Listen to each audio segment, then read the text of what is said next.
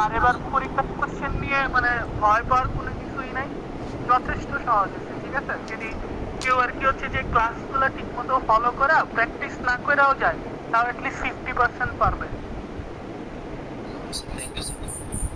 আর যদি ধরেন হচ্ছে একটু মনোযোগ দিয়ে প্রবলেম গুলো সলভ করে, যেগুলো আমি ক্লাসে করাবো সামনে, সেইগুলো যদি ভালো মতো সলভ করে, এই নেক্সট উইকের দুইটা ক্লাস খুব ভালোভাবে যদি করে, তাহলে আর কি হচ্ছে যে মানে দেখা যাবে যে সে 30 ইজিলি পাবে, 30-32। আমার মতে 40-এর মধ্যে 30-32 পাওয়া খারাপ না। এমন আপনাদেরকে বলছিলাম যে 27-28 পাইলে যদি বাকিগুলো 12-13 থাকে কুইজে, তারপর মিডে যদি 18-19 থাকে, আর ফাইনালে যদি 28-30 এরকম রেঞ্জের মধ্যে মার্ক থাকে, তাহলে তার A+ চলে আসে। জি স্যার। ওটাই চেষ্টা করলাম। আমি আর কি কোশ্চেন ইজি করছি এবার, আমার কোশ্চেন করাও শেষ। জি স্যার, থ্যাংক ইউ স্যার। বাসায় স্যার। আচ্ছা, আরেকটা জিনিস হচ্ছে যে তাও অনেকের মনে যদি ভয় থাকে, কনফিউশন থাকে, তার জন্য লাস্ট থেকে আমি আবার সাজেশন দিব, বুঝায় দিব নিজ হাতে যে এটা করেন এটা করেন। যদি মনে হয় যে হচ্ছে যে না নেক্সট উইকে সম্ভব না, এর পরের উইকটা নর্মালি খালি থাকবে, আপনাদেরকে হচ্ছে যে হয়তো বা ওই ল্যাব ভাইবা বা হ্যান ত্যান এগুলোর জন্য সময় দিবে, ক্লাস হবে না। তো যদি আমার মনে হয় যে না সাজেশন দেওয়া দরকার বা আপনারা বুঝতেছেন না কোনো সমস্যা, তাহলে আমি হয়তো বা একটা হচ্ছে যে এক্সট্রা ক্লাস নিতে পারি পরের উইকে, শনি রবি, রবি সোম মঙ্গল যে কোনো একটা, যেন আপনাদের সমস্যা না হয়।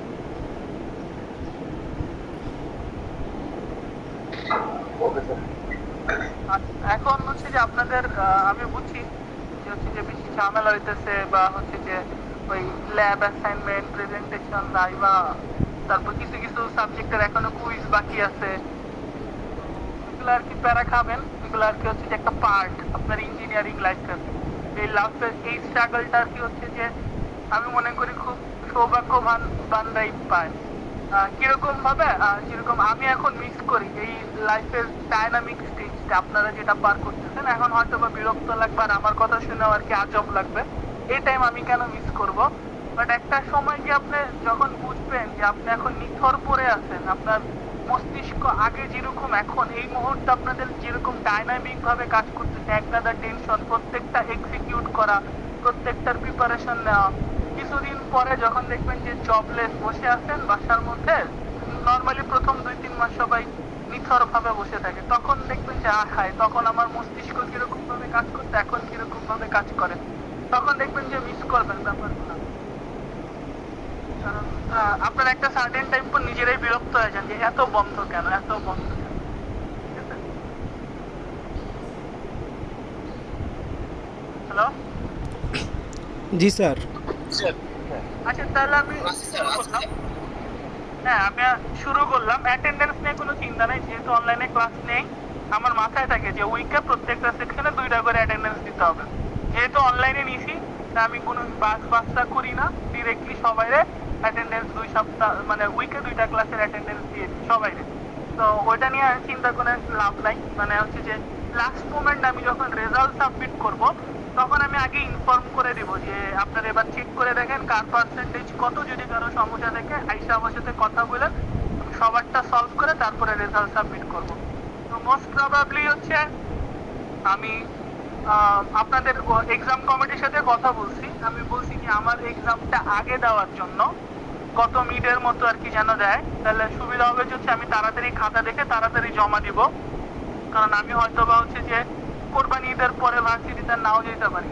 ঠিক আছে, তো কোরবানি ঈদের পর মানে 17 তারিখে কোরবানি ঈদের পরের যে সময়টা থাকবে, ওই সময়টা আমি ছুটি নিব, ছুটি নিয়ে এরপরে আর আমি যাবো না। জুলাই থেকে আমার এমনিও আর কি কন্ট্রাক্ট নাই, তো অন্য একজন টিচার আসবে জুলাই থেকে আর কি। আচ্ছা তাহলে আমি আমার ক্লাস শুরু করলাম। ঠিক আছে, দীর্ঘশ্বাস ফেললাম।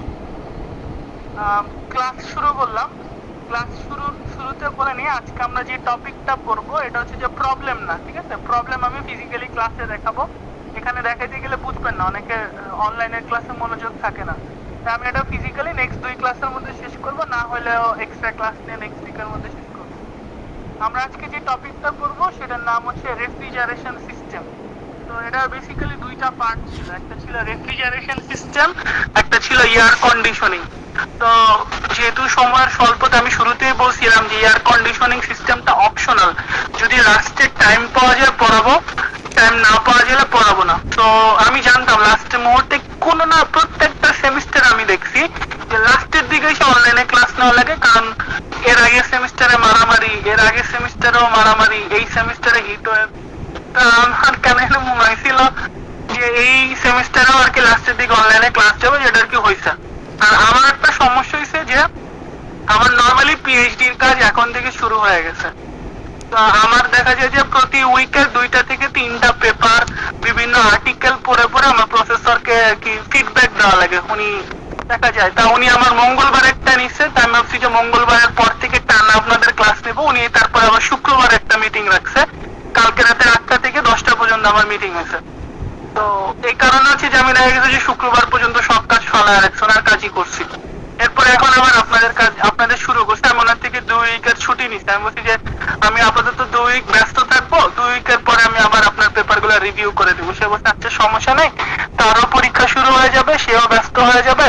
এ কারণে হচ্ছে যে আমরা দুজনই 2 উইকের জন্য আপাতত সম্পর্ক ছিন্ন করে রাখছি। এটাই আর কি আমাদের ইয়া। এখন আমি আপনাদেরকে টাইম দিব, এরপর আপনাদের হ্যাঁ বলেন। স্যার আমাদের কি ক্লাসটা একটু রেকর্ড করবো, আরাফাত স্যার একটু বলে রাখি বলেছেন আপনি রেকর্ড করতেছেন? করতেছি। আরাফাত ক্লাসটা আচ্ছা আরাফাত, জি স্যার। শুনেন আরাফাত শুনেন। আচ্ছা আরাফাত শুনেন, রেকর্ড এখন থেকে করেন, ঠিক আছে? আগের গুলো তো ফাও কথা ছিল, ফাও কথা বাদ। এখন থেকে আপনার রেকর্ডিং টিপ দিয়ে আমাকে জানান করতেছেন, আমি শুরু করি ক্লাস। জি স্যার, আমি রেকর্ড করতেছি, আগেরটা কেটে দেবো স্যার, সমস্যা নেই স্যার। আচ্ছা তাহলে এখন থেকে শুরু হবে রেকর্ডিং। জি স্যার। আমাদের আজকের টপিক হচ্ছে রেফ্রিজারেশন সিস্টেম। রেফ্রিজারেশন সিস্টেম যদি এক কথায় বলি ফ্রিজ, আপনাদের বাসায় যেটা ফ্রিজ আছে এটার নাম হচ্ছে রেফ্রিজারেটর। ফ্রিজ রেফ্রিজারেটর সেম, কোনো পার্থক্য নাই। তো এটা নিয়ে হচ্ছে যে আজকে আমাদের পড়ার আলোচনা। তো আজকের পড়ার মধ্যে আমাদের রেফ্রিজারেশন সিস্টেম 2 ধরনের হয়। একটা হচ্ছে ভিসিআরএস, এটাকে তাড়াতাড়ি বললে ভিসিআরএস, আর আরেকটা হচ্ছে ভিএআরএস, ভিএআরএস। তো লাস্টের আরএস দুইটাতেই কমন আছে। আরএস মানে হচ্ছে রেফ্রিজারেশন সিস্টেম। তারপর একটাতে ভিসিআরএস, একটা ভিএআরএস। ভিসি মানে হচ্ছে ভ্যাপার কম্প্রেশন রেফ্রিজারেশন সিস্টেম, এটার ফুল ফর্ম হচ্ছে মানে ভিসিআরএস এর full form vapour compression refrigeration system. আরেকটা হচ্ছে ভিএআরএস, এটা হচ্ছে ভ্যাপার অ্যাবজর্পশন রেফ্রিজারেশন সিস্টেম। তো আমরা ভিএআরএস এর পড়বো হচ্ছে বেল-কলম্যান সাইকেল, আর আমরা হচ্ছে যে ভিসিআরএস এর এখন একটা থিওরি দেখবো। আপনাদের যে বাসা বাড়িতে ফ্রিজ বা রেফ্রিজারেটর আছে সেটা ভিসিআরএস প্রিন্সিপালে চলে। তো আমরা সেটার একটা অ্যানিমেশন দেখবো। সেখানে আমি অনেকগুলো ভিডিও দেখছি, দেখার মধ্যে একজন হিন্দিতে একজন এক্সপ্লেইন করে, তো আমার কাছে মনে হয়েছে ওনার এক্সপ্লেনেশনটা ভালো, তো ওই অ্যানিমেশনটা দেখবো। তো এখানে কিছু প্র্যাকটিক্যাল এক্সাম্পল থাকবে যে আসলে আমাদের ফ্রিজের মধ্যে কখনো কখনো দেখা যায় পানি বের হয়, পানিটা কই থেকে আসে। তারপর হচ্ছে যে 2টা ধাপ থাকে, একটাতে ডিপ, একটা থেকে নরমাল। নরমালে কিরকম ভাবে নরমালটা কিভাবে কন্ট্রোল করে, তারপর উপরে ডিপটা কিরকম ভাবে কন্ট্রোল করে, বা ঠান্ডাটা কিরকম ভাবে হয়, ফ্রিজের বাইরে এত গরম কেন। এই জিনিসগুলো হচ্ছে যে আমরা এই আজকের প্রশ্নে মানে আজকের ক্লাসটা থেকে জানতে পারবো বা ভিডিওটার মাধ্যমে জানতে পারবো। তো ভিআরএস আজকে না, আজকে ভিসিআরএস করবো, ভ্যাপার কম্প্রেশন রেফ্রিজারেশন সিস্টেম। এটার বেসিক্যালি 4টা মেইন কম্পোনেন্ট থাকে। একটা থাকে evaporator, compressor, condenser, expansion valve. আমি আবারও বলি, evaporator, compressor, condenser, expansion valve. এখন কেউ যদি সিরিয়ালটাকে নষ্ট করেন, কারণ আপনি ইভাপোরেটরের পরে কম্প্রেসর আসার কথা, আপনি ইভাপোরেটরের পরে কন্ডেন্সার বললেন, তাহলে আপনি সিকোয়েন্স নষ্ট করলেন। রেফ্রিজারেশন সাইকেলটা একটা সিকোয়েন্সে চলে। প্রথমে ইভাপোরেটর, ইভাপোরেটরের পরে কম্প্রেসর, কম্প্রেসরের পরে কন্ডেন্সার, কন্ডেন্সারের পরে এক্সপানশন ভালভ, এক্সপানশন ভালভের পরে তারপরে আবার ইভাপোরেটর। এরকম সাইক্লিক আকারে চলে। আপনি যদি একটার সিকোয়েন্স উল্টা পাল্টা করে দেন তাহলে আপনার রেফ্রিজারেশন সিস্টেম আসলে বুঝেন না, এটা ধরে নেওয়া হয়। বুঝতে পারছি? আরেকবার একটু বলবেন স্ক্রিন শেয়ার করতেছেন স্যার? স্ক্রিন একটু পরে শেয়ার করব। আমি জাস্ট আপনাদেরকে ব্রিফ করতেছি যে আমরা এখন সামনে যেটা পড়তে যাচ্ছি সেটাই আমরা 4টা বেসিক কম্পোনেন্ট দেখব। একটা হচ্ছে ইভাপোরেটর, একটা হচ্ছে expansion valve, sorry evaporator, compressor, condenser, expansion valve. এই চারটা কম্পোনেন্ট আপনার সিকোয়েন্সিয়ালি লিখতে হবে বা বলতে হবে। যদি আপনি সিকোয়েন্সিয়ালি না বলেন বা না লিখেন তাহলে ধরে নেওয়া হবে যে আপনি আসলে রেফ্রিজারেশন সিস্টেম কিছু বুঝেনি না। ঠিক আছে, ধরেন আপনাদের একটা হচ্ছে যে সার্কিট দিল, তারপর ওই সার্কিটের একটা বেসিক জিনিস জিজ্ঞেস করলো, যদি না পারেন তাহলে আর সামনে কোনো কোশ্চেনই জিজ্ঞেস করবে না। কেন করবে না? কারণ এই সিম্পল জিনিস পারেন না, কঠিন জিনিস আপনি কিভাবে পারবেন? তো রেফ্রিজারেশন সিস্টেমের ব্যাপারটা এরকম। এই কম্পোনেন্ট গুলোর নাম সিকোয়েন্সিয়ালি না বলতে পারলে আসলে আপনি এটার কিছুই বুঝেন না। তাহলে প্রথমে আপনি কম্প্রেসর দিয়ে শুরু করতে পারেন। যদি কম্প্রেসর শুরু করেন তাহলে পরে বলতে হবে কন্ডেন্সার, কন্ডেন্সারের পর এক্সপানশন ভালভ, লাস্টে আবার ইভাপোরেটর। আপনি যদি ইভাপোরেটর থেকে শুরু করেন তাহলে কম্প্রেসর, কন্ডেন্সার, এক্সপানশন ভালভ। আপনি যদি কন্ডেন্সার থেকে শুরু করেন তারপরে হবে এক্সপানশন ভালভ, ইভাপোরেটর, কম্প্রেসর। মানে আপনার সাইক্লিক অর্ডারটা সবসময় মেনটেন করতে হবে, এ বি সি ডি। আপনি যদি ডি থেকে শুরু করেন তাহলে ডি এ বি সি, এরকম ভাবে যেতে হবে। আমি কি বুঝতে পারছি? জি স্যার। আচ্ছা, তাহলে এখন আমি আপনাদেরকে ভিডিওটা দেখাবো। তো এই চারটা কম্পোনেন্টই দেখবেন আপনার এখানে আছে। তো রেফ্রিজারেটরের মধ্যে এই চারটা কম্পোনেন্ট যে আছে, এই চারটা কম্পোনেন্টের কাজ কি? এই চারটা কম্পোনেন্ট হচ্ছে, এই চারটা কম্পোনেন্টের মধ্যে আমাদের কপার টিউব থাকে। আপনারা শুনে থাকবেন যে ওয়ালটন দাবি করে আমাদেরটা 100% কপার টিউব, এরকম কিছু বলেন। তো প্রথম রিজন হয়েছে, মানে প্রথম প্রশ্ন আসে যে টিউবের মধ্যে তাহলে কি থাকে? টিউবের মধ্যে যেই কেমিক্যালটা থাকে সেটার নাম হচ্ছে রেফ্রিজারেন্ট, যেটাকে আপনারা খাঁটি বাংলায় বলতে শুনবেন গ্যাস থাকে। গ্যাস লিক করছে, এর ঠান্ডা কম হয়। শুনছেন না গ্যাস থাকে? জি স্যার। এটাকে আপনারা গ্যাস বলে থাকেন, এটা অ্যাকচুয়ালি গ্যাস না, এটাকে বলা হয় রেফ্রিজারেন্ট। ঠিক আছে, তো গ্যাসই মূলত, এটা একটা গ্যাস থাকে রেফ্রিজারেন্ট। তো এটার একটা কেমিক্যাল নাম আছে ফ্রেওন 134A। যারা আর কি ফ্রিজের রেটিং বা পিছনে স্টিকার একটু দেখবেন, তারা দেখবেন যে লেখা থাকে রেফ্রিজারেন্ট নেম ফ্রেওন বা R134A স্মল এ, মানে এরকম ভাবে লেখা থাকে। তো রেফ্রিজারেন্ট অনেকগুলো হয়, তো পরিবেশের সাথে খাপ খাওয়ায় দিনকে দিন রেফ্রিজারেন্টের কেমিক্যাল কম্পোজিশন চেঞ্জ করা হয়েছে। কেন চেঞ্জ করা হয়েছে? কিছু কিছু রেফ্রিজারেন্ট থাকে আমাদের ওজোন লেয়ার যেটা থাকে সেটাকে ক্ষতিগ্রস্ত করে। ক্ষতিগ্রস্ত করলে গ্রিন হাউস ইফেক্ট বাড়ে, গ্রিন হাউস ইফেক্ট বাড়লে গ্লোবাল ওয়ার্মিং বাড়ে। তো দেখা গেছে যে না, এই রেফ্রিজারেন্টটা বাদ, অন্য রেফ্রিজারেন্ট আনো, অন্য আনো, এরকম করতে করতে পালাক্রমে প্রায় 50, 60, 150, 200 রেফ্রিজারেন্ট ব্যবহার করার পরে এখন বর্তমানে কিছু কিছু রেফ্রিজারেন্ট ফ্রেওন 134A ইউজ করে, কেউ কেউ আবার ফ্রেওন 154 ইউজ করে। মানে যাদের যেটা কনভিনিয়েন্ট লাগে তারা সেটা ইউজ করে আর কি, বুঝছেন? এখন যত ভালো ব্র্যান্ড, যেরকম স্যামসাং, প্যানাসনিক, তত ভালো রেফ্রিজারেন্ট ইউজ করে এবং এই কারণে ওদের দামটাও বেড়ে যায়। আবার কিছু কিছু দেখা যায় যে মিডল রেঞ্জে, যেরকম ওয়ালটন, ওরা আবার মিডিয়াম ক্যাটাগরি রেফ্রিজারেন্ট ইউজ করে। আবার কেউ কেউ আছে একদম লো, মানে যেগুলো নামও শুনবেন না, ওগুলো আবার খুব বাজে ধরনের রেফ্রিজারেন্ট ইউজ করে, যেটা পরিবেশের জন্য হার্মফুল। তাহলে এই আমাদের যে চারটা কম্পোনেন্ট বলছি, চারটা কম্পোনেন্টের মধ্যে টিউব থাকবে, কপার টিউব। এই কপার টিউবের মধ্যে দিয়ে আমাদের কি সার্কুলেট করতে থাকবে? চারটা কম্পোনেন্টের মধ্যে রেফ্রিজারেন্ট। এই রেফ্রিজারেন্ট কি করবে? আমাদের ফ্রিজের ভেতরে যে খাবার রাখা আছে সেটাকে একবার ঠান্ডা করবে, সে নিজে গরম হবে। এরপরে আবার কি হবে? সে নিজে এসে ঠান্ডা হয়ে আবার খাবারের মধ্যে গিয়ে খাবারকে ঠান্ডা করবে। মানে নর্মালি একটা ঠান্ডা বস্তু একটা গরম বস্তুকে পাশাপাশি রাখলে কি হয়? গরম বস্তুটা ঠান্ডা বস্তুতে তাপ দিবে। আমাদের ফ্রেওন যেটা থাকবে, যেটা কপার টিউবের মধ্যে দিয়ে ঘুরে, সে সবসময় খাবারের কাছে গেলে সে থাকবে ঠান্ডা, খাবারটা থাকবে গরম। খাবার থেকে সে কি করবে? হিটটা নিয়ে নিবে। হিটটা নিয়ে সে এবার খাবারকে ঠান্ডা করে সে নিজে গরম হবে। গরম হয়ে সে আবার কোন একটা কিছুর মাধ্যমে এসে পরিবেশের তাপটা ছেড়ে সে ঠান্ডা হওয়ার চেষ্টা করবে। এটাই হচ্ছে বেসিক্যালি একটা রেফ্রিজারেশন সিস্টেম। এখন এখানে কপার টিউব কেন ইউজ করছি স্যার? অন্য কোনো মেটাল, আয়রনের টিউব বা অ্যালুমিনিয়ামের টিউব ইউজ করলে সুবিধা হইতো না? উত্তর হচ্ছে copper highly thermal conductive material. ও খুবই সহজেই তাপের আদান প্রদান করতে পারে, যেটা অন্যান্য ম্যাটেরিয়াল তুলনামূলক কম পারে। বাজেটের মধ্যে হিসাব করলে আরো কম্পারের থেকেও আরো ভালো ভালো ম্যাটেরিয়াল আছে যেগুলো হচ্ছে যে খুব ভালো হিট করে প্রোপাগেট করে বা হিট আর ট্রান্সফার করে, বাট সেটা হচ্ছে আমাদের মানে হচ্ছে যে এক্সপেন্সিভ হয়ে যাবে। এ কারণে দুইটা দিক চিন্তা করে আমরা কপারটাকে হচ্ছে যে বেস্ট বা সুইটেবল ইকোনমিক্যাল হিসেবে চুজ করছি। আপনারা কি বুঝছেন এ পর্যন্ত? আমার সাথে আছেন? জি স্যার, জি স্যার। আচ্ছা, তাহলে যেহেতু এতটুকু বুঝে গেছেন, একটু ব্রিফ দেওয়া দরকার ছিল। এখন আমরা হচ্ছে যে ইয়াতে যাব, ভিডিওটাতে যাব। এখন এই ভিডিওটাতে কিছু কিছু প্রশ্নের উত্তর বলে দিবে তারা, ঠিক আছে? এই প্রশ্নগুলোর উত্তর যখন বলবে আমি তখন প্রশ্নটার সাথে সাথে বলবো, আপনারা পারলে লিখে নিবেন, কারণ এই প্রশ্নগুলাই আমি হচ্ছে পরীক্ষাতে দিব, ঠিক আছে? মানে ডিসি। তাহলে আমি ভিডিওটা অন করতে, স্ক্রিন শেয়ার করে।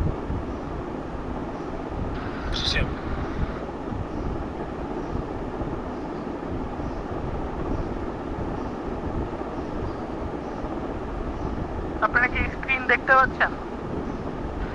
जी सर।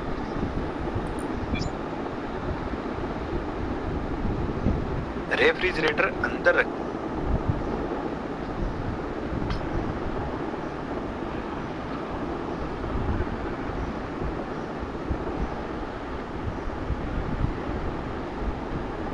এখন কি ল্যান্ডস্কেপে হয়েছে না? जी सर। তাহলে আমি শুরু করলাম, আপনারা শুনেন। হিন্দি তো বুঝেন সবাই, তাই না? কম বেশি। जी सर, मोटामोटी। আচ্ছা, আমাদের এটা 10 মিনিট 15 সেকেন্ডের ভিডিও, বাট এক্সপ্লেন করে বুঝাইতে বুঝাইতে দেখা যাবে 12টা বেজে গেছে। আমি শুরু করলাম। कीवी वेजिटेबल्स और पानी को तो ठंडा करते हैं, लेकिन इसके पीछे जो इक्विपमेंट्स लगे रहते हैं उनका टेम्परेचर इतना ज़्यादा हाई होता है कि हम उन पर खाना पका सकते हैं।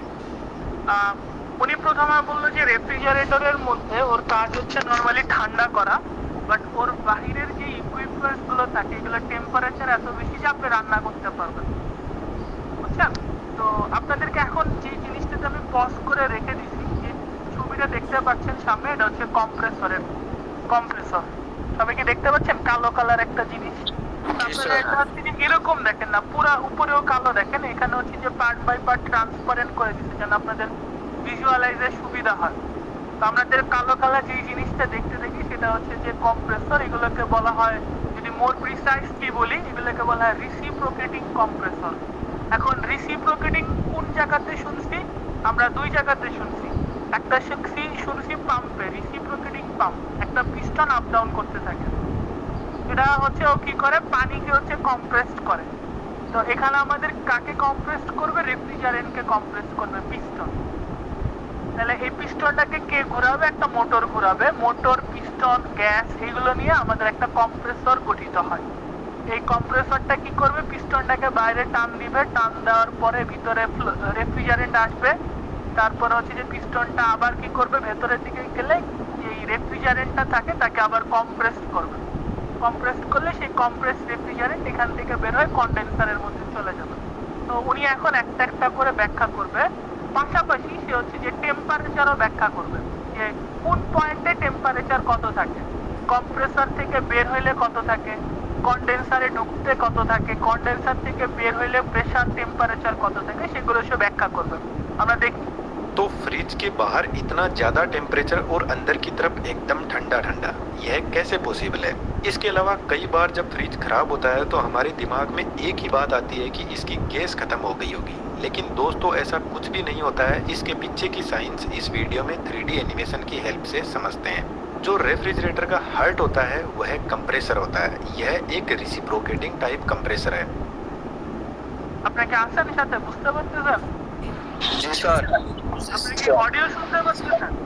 जी सर। जी सर। जी सर।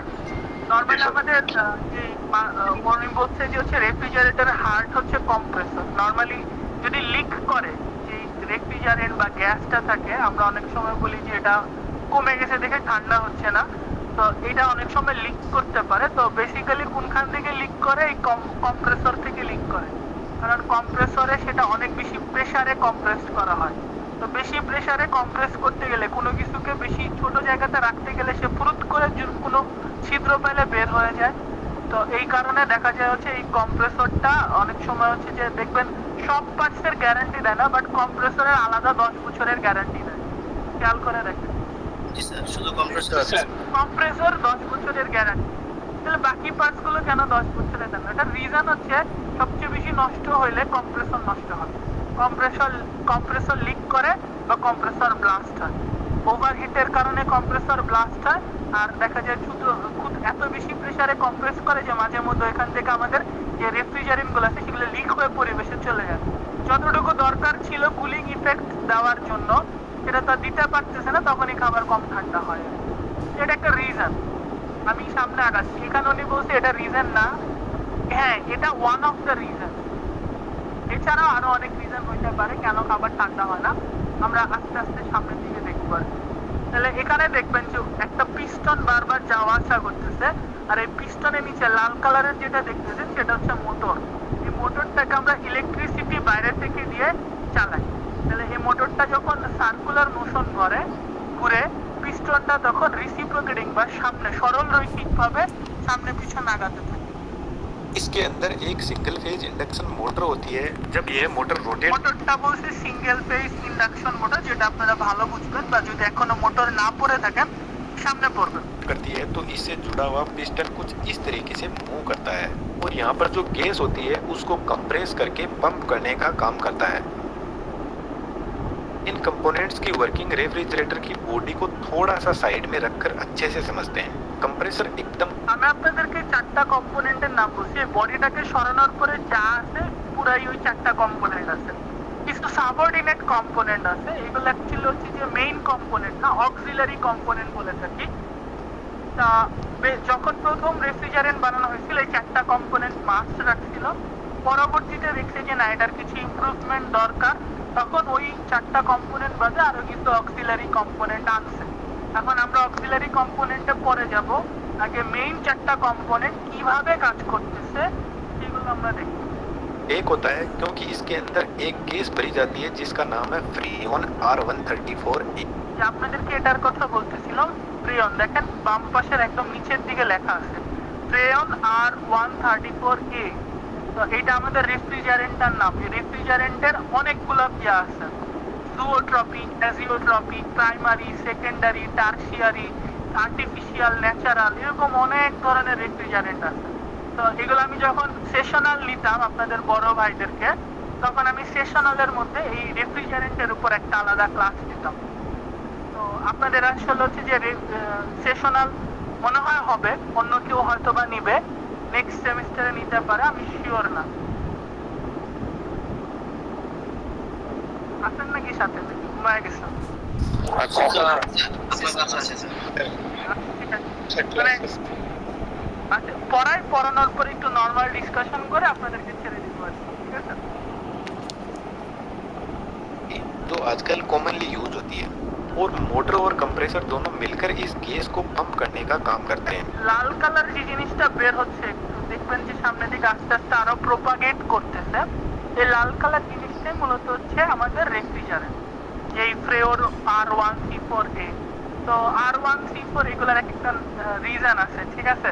যে R134 এই জিনিসটা কি অ্যাকচুয়ালি আপনাদেরকে যে সুবিধার জন্য বলে দিই, যে এটা হচ্ছে যে একটা নাম্বার, এই নাম্বার বোঝায় হচ্ছে কার্বন কয়টা, হাইড্রোজেন কয়টা, অক্সিজেন কয়টা, বুঝতে পারছি? আর ক্যাপিটাল স্মল এ যেটা বোঝায় সেটা হচ্ছে আইসোমেট্রিক নাকি আইসোমেট্রিক না, এটা কি কোনো কিছুর আইসোমার নাকি, এই জিনিসগুলো বোঝায়।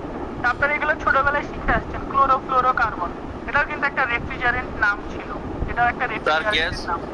স্যার গ্যাস যে বললেন স্যার, ওইটাই তো স্যার রেফ্রিজারেন্ট স্যার। হ্যাঁ, ওইটাই রেফ্রিজারেন্ট, এবং ওইটার কেমিক্যাল নাম এখানে দিতে হচ্ছে R134A। এখন এটার আবার একটা কেমিক্যাল নাম থাকে, এই কেমিক্যাল নামটা দেখা যায় আর মানে বোঝায় হচ্ছে যেটা ন্যাচারাল, এবং ওয়ান মানে বোঝায় কার্বন একটা, তারপর হচ্ছে যে ক্লোরিন কয়টা, হাইড্রোজেন কয়টা, এই নাম্বার দিয়ে বোঝা যায়। এবং এটার একটা ফর্মুলাও আছে, ফর্মুলা দিয়ে আমরা হচ্ছে যে কেমিক্যাল নাম বের করে ফেলতে পারি। তো কেমিক্যাল নাম হচ্ছে আমাদের এখন আপাতত জানা লাগবে না, আমরা জাস্ট জানি যে একটা রেফ্রিজারেন্ট, ইন জেনারেল রেফ্রিজারেন্ট কি সেটা লাগবে না। তো দেখবেন যে হচ্ছে যে এখান থেকে একটা লাল কালার কিছু বের হচ্ছিল কম্প্রেসর থেকে, সেটা হচ্ছে আমাদের ওই কম্প্রেসড করার পরে যে রেফ্রিজারেন্টটা আছে সেটা বের হচ্ছে। এখন উনি এই রেফ্রিজারেন্টটা কম্প্রেস করার পরে কত টেম্পারেচার আর প্রেসারে বের হবে সেটা ব্যাখ্যা করবে। जब कंप्रेसर इस गैस को कंप्रेस करता है तो इसका टेम्परेचर 90 डिग्री सेंटीग्रेड तक इंक्रीज कर देता है और प्रेशर 8 बार तक बढ़ा देता है। আচ্ছা, এখানে নরমালি দেখেন যে টেম্পারেচারটা কম্প্রেস করার পরে নরমালি কোনো একটা টিস্যুকে আপনি ক্ষুদ্র জায়গাতে কম্প্রেস করলে তার টেম্পারেচার আর প্রেসার বাড়বে, এটাই স্বাভাবিক। তো সে প্রেসারটা কত হয় 8 বার। যদি বলেন 8 বার কতটুকু স্যার, তাহলে আপনার উপর শরীরের মধ্যে যতটুকু প্রেসার দেওয়া আছে তার তুলনায় 8 গুণ বেশি। অনেক প্রেশার স্যার। হ্যাঁ, অনেক প্রেসার, মানে এটা আপনি টলারেট করতে পারবেন না। এই কারণেই আর কি আমাদের গ্যাস লিকেজ হয়, যেটা আপনার এই যে পাইপগুলো আছে বা হচ্ছে যে আপনি যে কম্প্রেসর সেটা যদি ভালো মতো সিল্ড না হয়, সিল্ড মানে হচ্ছে বদ্ধ বা আবদ্ধ না হয়, তাহলে দেখা যেটা লিকতে থাকে, কারণ প্রেসার সেখানে একটা জিনিস মনে রাখেন, কম্প্রেসর থেকে যখন আমাদের গ্যাসটা বের হবে তার ফিজিক্যাল স্টেটটা থাকে হচ্ছে গ্যাসিয়াস বা ভ্যাপার। দেখবেন যে একটু পরে সে আবার কিসে পরিণত হয়ে যায়, লিকুইডে পরিণত হয়। আমরা দেখবো আস্তে আস্তে আগাই সামনে। और इस गैस को हम रेफ्रिजरेंट भी बोलते हैं। अब यह टेम्परेचर और प्रेशर बहुत ज़्यादा है तो इसको हमें डाउन करने की ज़रूरत है। इसलिए इस हाई टेम्परेचर और प्रेशर वाले रेफ्रिजरेंट को कंडेंसर यूनिट के पास में भेजा जाता है। এই জিনিসটা দেখতেছেন, এগুলো এটা হচ্ছে পুরোটা হচ্ছে কন্ডেন্সার কয়েল বা এটা কন্ডেন্সার ইউনিট, যেটাকে আপনারা ফ্রিজের মধ্যে সবাই খালি চোখে দেখছেন, যেটা এসির মধ্যে আপনারা দেখছেন ফ্রিজের পেছনের দিকে থাকে, কাভার দেওয়া থাকে। আগেকার দিনে যে রেফ্রিজারেটর গুলো ছিল সেগুলোতে কাভারও ছিল না, ডিরেক্টলি ওপেনলি দেখা যেত যে এগুলা হেলিকেল বা হচ্ছে যে স্পাইরাল ভাবে কিছু কয়েল নামছে। তো এটার স্পাইরাল হওয়ার কারণটা আমি আপনাকে বলি। এখানে যে গ্যাসটা যাবে তার বা রেফ্রিজারেন্টটা যাবে, তার মেইন উদ্দেশ্য হচ্ছে সে ঠান্ডা হওয়া, কন্ডেন্স করতেছে মানে ঠান্ডা করতেছে। তো হচ্ছে ঠান্ডা করবে ভালো কথা। এখন ঠান্ডা করার জন্য ওকে পরিবেশের মধ্যে বেশি সময় ধরে রাখতে হবে।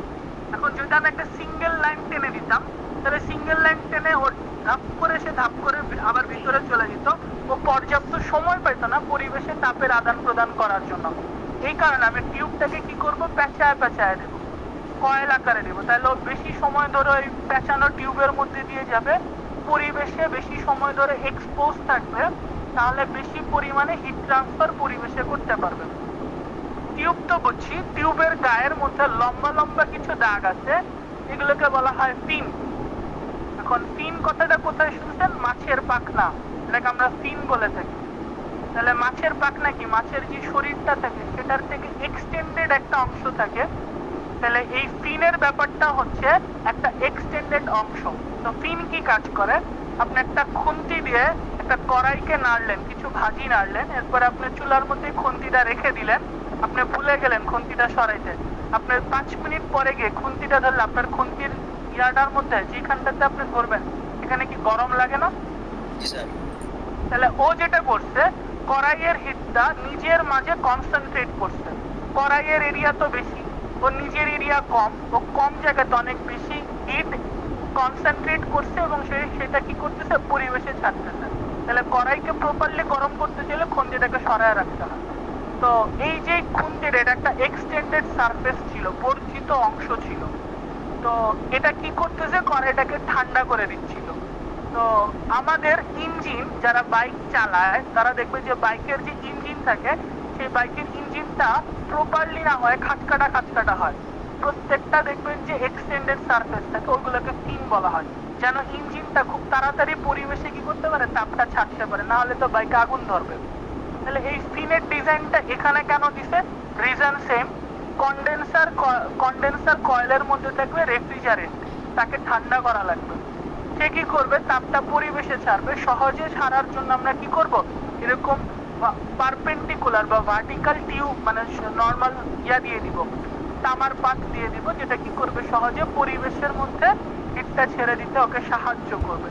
তাহলে দেখা যায় যে আপনি ফিন ছাড়া যদি দেন 90 থেকে নেমে আসবে 70-তে, যদি ফিন দিয়ে দেন তাহলে 90 থেকে নেমে আসবে এই ভিডিওতে 45-এ।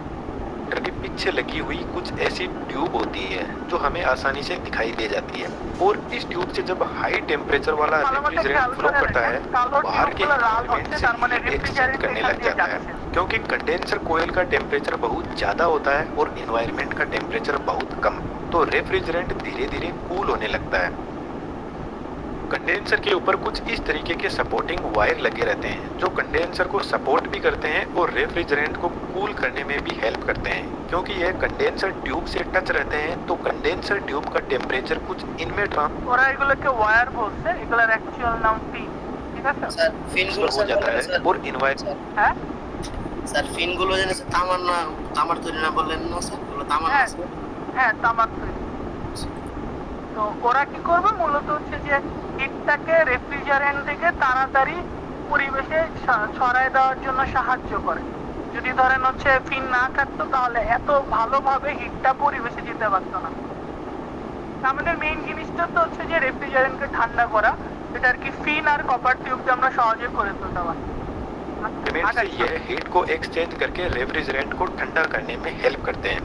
जब रेफ्रिजरेंट इतना लंबा रास्ता तय करके कंडेंसर कोइल से बाहर निकलता है तो इसका टेम्परेचर 45 डिग्री सेंटीग्रेड तक रिड्यूस हो जाता है और দেখেন 90 ডিগ্রি ছিল, সেটা নেমে এখন কততে চলে আসছে? জাস্ট একটা টিউব আর ফিনের মধ্যে দিয়ে দিছি, 90 থেকে নেমে 45, মানে অর্ধেক কমায় দিচ্ছে। তবে কি বুঝছেন এই পর্যন্ত? জি স্যার। আচ্ছা, যদি কম্পোনেন্ট গুলোর নাম মনে করে থাকেন, আমাদের 4টা কম্পোনেন্টের মধ্যে 2টা কম্পোনেন্টের কাজ শেষ, কম্প্রেসর শেষ, কন্ডেন্সার শেষ। তারপরে আসে হচ্ছে এক্সপানশন ভালভ। নিচের দিকে দেখেন যে একটা স্প্রিং এর মতো দেখবেন গোল্ডেন কালারের, এটা হচ্ছে আমাদের এক্সপানশন ভালভ। তো ও কি করতেছে, ও টেম্পারেচারটাকে আরো কমাচ্ছে। নর্মাল সেন্সে চিন্তা করেন 45 ডিগ্রি কি বেশি না কম? স্যার বেশি, পরিবেশের মধ্যে বেশি স্যার। পরিবেশের তুলনায় অনেক বেশি। খাবার তো আপনি তাহলে কি 45-এ রাখেন? নিশ্চয়ই না। আপনি খাবারকে কততে রাখেন? 8 ডিগ্রি সেলসিয়াসে রাখেন। আর স্যার 8 ডিগ্রি, 12 ডিগ্রি এরকম। আর যদি ডিপে রাখেন তাহলে সেটা হচ্ছে -2, -3, -4 এরকম থাকে। তাহলে আপনার বেসিক্যালি কি করা লাগবে? এই 45 কে আরো কমানো লাগবে, তাই না? 45 তো তাহলে এখনো কাজ শেষ হয়নি, আমাদের রেফ্রিজারেন্টকে আরো কমাবো। তা কমাবো কিভাবে? আমরা এই এক্সপানশন ভালভের মধ্যে দিয়ে নিব। এক্সপানশন ভালভের মধ্যে দিয়ে নিলে আমরা হচ্ছে টেম্পারেচারটাকে একদম কমায় ফেলতে পারবো, যেটা আমাদের প্রয়োজন। তা কিভাবে করতেছো আমি একটু ব্যাখ্যা করে আমরা একটু দেখি গ্র্যাজুয়ালি। जब टेम्परेचर डाउन आता है तो गैस लिक्विड में बदलने लग जाती है। इसको थोड़ा आसानी से समझे तो जब हम पानी को गर्म करते हैं तो वह वेपर में बदल जाता है और जब उनको ठंडा करते हैं तो वापस लिक्विड में बदलने लग जाता है। तो ठीक ऐसा ही इस गैस के साथ में होता है। कंडेंसर यूनिट से जब गैस बाहर निकलती है तो यह थोड़ी ठंडी होकर लिक्विड में बदलना शुरू हो जाती है। अब এখানে कंडेंसर একটা ভালো পয়েন্ট ইয়া করেন যে কন্ডেন্সার থেকে যখন বের হয় তখন উনি বলছে যে ডিরেক্টলি ওয়াটারে পরিণত হয় না বা লিকুইডে পরিণত হয় না, সে লিকুইডে পরিণত হওয়া শুরু করে। লিকুইডে পরিণত হয়ে যাওয়া আর লিকুইডে পরিণত হওয়া শুরু হওয়া দুটার মধ্যে অনেক পার্থক্য আছে। তো কন্ডেন্সারে যখন থাকবে তখন যে পুরোপুরি লিকুইড হয়ে বের হয় এমন না, সে তখন লিকুইডে হওয়া শুরু করতেছে। পুরোপুরি লিকুইডে কে পরিণত করে দিবে? আমাদের এক্সপানশন ভালভ বা নিচের ওয়্যারটা। আমরা এখন সামনে আগাই। यूनिट से निकलकर यह रेफ्रिजरेंट जाता है कैपिलरी ट्यूब के पास में। कैपिलरी ट्यूब कुछ इस टाइप का एक कॉपर की ट्यूब होती है जिसका डायमीटर 0.5 mm से लेकर এখানে ডায়ামিটার বলে দিচ্ছে 0.5 থেকে 2.2 মিলিমিটার পর্যন্ত হতে পারে। এটাকে আমরা ক্যাপিলারি টিউব বা ওই যে এক্সপানশন ভালভ বলে। 2.2 mm तक होता है और इसकी लेंथ मैक्सिमम 5 मीटर तक हो सकती है। कैपिलरी ट्यूब एक टोटल डिवाइस होती है जो हाई प्रेशर को लो प्रेशर में बदलने का काम करती है और यही वह डिवाइस है जो रेफ्रिजरेंट को एकदम ठंडा भी कर देती है। इसको थोड़ा समझने की कोशिश करते हैं। कैपिलरी ट्यूब सिर्फ और सिर्फ एक कॉपर की ट्यूब होती है और इसमें ना कोई इलेक्ट्रिसिटी दी जाती है, ना ही इसमें कोई मूविंग पार्ट होता है। जो प्रेशर ड्रॉप होता है वह इस ट्यूब की लेंथ के डायरेक्ट प्रपोर्शन में होता है और डायामीटर के আমাদের বলছে যে এই এক্সপানশন ভালভ আমাদের এখানে প্রেসার ড্রপ হবে। তো বেসিক্যালি চিন্তা করি এক্সপানশন ভালভ এক্সপান্ড করাটা হচ্ছে ওর কাজ, এই কারণে তার নাম হচ্ছে এক্সপানশন ভালভ। কোনো একটা কিছু এক্সপান্ড করলে ভলিউম বাড়ে, তার প্রেসারটা কমে। এই কারণে দেখেন এখানে লেখা আছে প্রেসার ড্রপ। তো প্রেসার ড্রপ হচ্ছে যে দুই ভাবে হইতে পারে। প্রেসার ড্রপের ওরা দেখাচ্ছে হচ্ছে লেন্থ ডিভাইডেড বাই ডায়ামিটার। তাহলে লেন্থ হচ্ছে প্রপোর্শনাল, যত লেন্থ বাড়াবেন প্রেসার ড্রপ তত বাড়বে। তাহলে এখানে ওরা টিউবটা নিচ্ছে 5 মিটারের, আপনি যদি 10 মিটারের নেন আরো বেশি প্রেসার ড্রপ হবে। আবার ডায়ামিটার যত কম হবে প্রেসার ড্রপ তত বেশি হবে। এখানে 2.2 মিলিমিটার থেকে 0.5 মিলিমিটার পর্যন্ত হইতে পারে। আপনি যদি 2.2 না নিয়ে 0.5 নেন তাহলে তার প্রেসার ড্রপ আরো কম হবে। এখন আসেন প্রেসার ড্রপ কম হলে টেম্পারেচার কিভাবে কমে। চার্লসের সূত্র P is proportional to T, চাপ যত তাপ তত, মানে তাপমাত্রা তত। তো আমাদের প্রেসার যত কম তাপমাত্রা তত কম। তো এই প্রিন্সিপাল কাজে লাগায় আমি জাস্ট প্রেসারটাকে ড্রপ করাইয়া কিভাবে করাচ্ছি, লেন্থ বাড়ায়া ডায়ামিটার কমায়া, সাথে সাথে আমি কি পাচ্ছি, আমাদের রেফ্রিজারেন্টটাকে ঠান্ডা বা টেম্পারেচারটাকেও কমায় ফেলতে পারছি। তাহলে 45-এ ঢুকছে এক্সপানশন ভালভ বা ক্যাপিলারি টিউবে, বের হবে কততে এখন দেখেন। वर्ड्स प्रपोजन में होता है। तो जैसे जैसे इस ट्यूब का डायमीटर कम होता जाएगा तो प्रेशर ड्रॉप बढ़ता जाएगा, और हम लेंथ भी इंक्रीज कर देते हैं डायमीटर के साथ में, तो प्रेशर ड्रॉप और ज़्यादा इंक्रीज हो जाएगा। अब प्रेशर ड्रॉप का आपको सिंपल मतलब समझने की ज़रूरत है। प्रेशर ड्रॉप बढ़ रहा है मतलब प्रेशर का ड्रॉप जो है वह बढ़ता जा रहा है, यानी एक्चुअल में प्रेशर कम हो रहा है। तो जब रेफ्रिजरेंट इस कैपिलरी ट्यूब से बाहर निकलता है तो उसका प्रेशर ड्रॉप होकर 0.6 बार तक पहुंच जाए। মনে করে দেখেন আমাদের কম্প্রেসর থেকে যখন বের হচ্ছিল তখন তার 8 বার ছিল, এখন তার 0.6 বারে নেমে আসছে। কতটুকু কমছে দেখছেন? আচ্ছা, যেহেতু টেম্পারেচারও তাহলে এখন কমার কথা, দেখেন টেম্পারেচার जाएगा, और जब इतना प्रेशर का ड्रॉप हो जाएगा तो टेम्परेचर भी रिड्यूस हो जाएगा। तो जब इस ट्यूब के अंदर रेफ्रिजरेंट एंटर हो रहा था तो उसका टेम्परेचर था 45 डिग्री सेंटीग्रेड, और जब बाहर निकलेगा तो उसका टेम्परेचर -16 डिग्री सेंटीग्रेड। তাহলে কি আসছে মাইনাসের মধ্যে? স্যার অনেকটা কমছে স্যার। অনেকটা কমে গেছে। তো আপনি চাইলে এই লেন্থকে আরো বাড়ায় দিতে পারেন। হ্যাঁ বলেন। স্যার একটা প্রশ্ন ছিল। হ্যাঁ করেন। স্যার এই গ্যাসটা কিভাবে স্যার মানে এই তামার তার দিয়ে প্রবাহিত হয় এটা বুঝলাম না। পাম্প করা হয়। একটা পাম্প থাকবে মেশিন, ওই পাম্প মেশিন দিয়ে হচ্ছে আমাদের দেখেন উপরের দিকে নিচ্ছে না, কন্ডেন্সারটা কি উপরের দিকে আসছে না, উপরের দিক থেকে নিয়ে নিচের দিকে নামাচ্ছে। তো এটা তো পাম্প ছাড়া করানো যাবে না। এখানে একটা পাম্প থাকবে, ছোট্ট একটা পাম্প নিয়ে এটাকে পাম্প করায় করায় পুরো সার্কুলেশনটাকে চালানো হবে। বুঝতে পারছি। এটাই ছিল নাকি অন্য কিছু? স্যার স্যার এক্সপানশন ভালভে হলো আমাদের প্রেসারটা কমে দিল, কিন্তু যখন ক্যাপিলারি টিউবে আসে তখন প্রেসারটা আরো কম কি করে হয় স্যার? ওটা তো আরো মানে সরু একটা টিউব। ভলিউম তো বেশি, টিউব ছোট হলেও তো অনেকটা জায়গা, তো অনেকটা রাস্তা না। দেখেন হচ্ছে যে প্রথমত যেহেতু এরিয়া ছোট হয়ে গেছে, ঠিক আছে, এরিয়া ছোট হওয়া মানে হচ্ছে যে ভলিউম ছোট হয়ে যাওয়া, তাই না? তাহলে শুরুতে যে পরিমাণ রেফ্রিজারেন্ট আসছিল ধরেন ক্যাপিলারি টিউব থেকে, কন্ডেন্সার থেকে, তখন সে কি করবে, অত তাড়াতাড়ি এতগুলোকে পুরো ওই অ্যামাউন্টের রেফ্রিজারেন্টকেও সাপ্লাই দিবে না, অল্প অল্প করে সাপ্লাই দিবে। তো কিছুটুকু আটকা রেখে এটাকে প্রপারলি ঠান্ডা করে তারপরে, দেখেন কন্ডেন্সার থেকে যদি 2 সেকেন্ডে আসে তাহলে এখানেও সময় নেবে 2 মিনিট। সেম অ্যামাউন্টের রেফ্রিজারেন্টকে ওর মাঝে দিয়ে পাস করতে 2 মিনিট সময় নেবে। তাহলে ওর থেকে কত গুণ বেশি, বলতে গেলে হচ্ছে যে 120, যদি বলেন 2 সেকেন্ড তো তাহলে 118 টাইমস বেশি সেকেন্ড নিয়ে আস্তে আস্তে ঠান্ডা করে তারপরে ছোট জায়গাতে।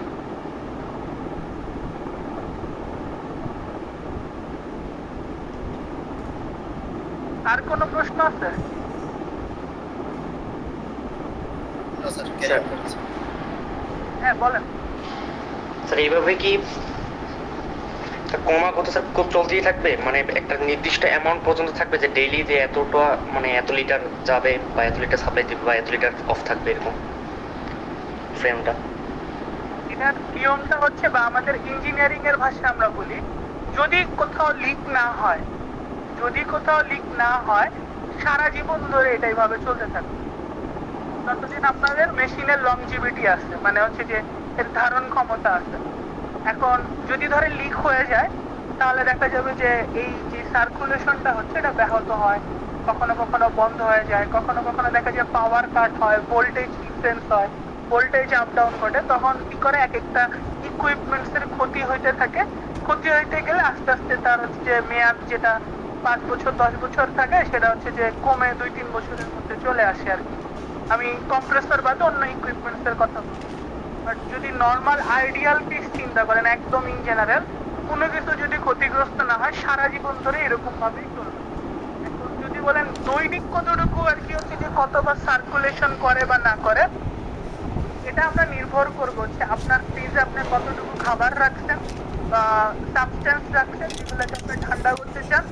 আরেকটা হচ্ছে থার্মোস্টেট নামের একটা সেন্সর আছে, আপনারা দেখবেন যে ডিপের মধ্যে একটা রেগুলেটর থাকে, নর্মাল হিটার বা ওরকম থাকে, সেটাকে আপনি ঘুরান যখন আপনি প্রোডাক্ট বেশি রাখেন। যেরকম আমার মা দেখেছি যে কোরবানি ঈদের সময় তাকে ফুল দিয়ে রাখে, মাংস ফ্রিজে রেখে ফুল দেয়, তো তখন ওখানে একটা সেন্সর থাকে যেটাকে বলা হয় থার্মোস্টেট সেন্সর।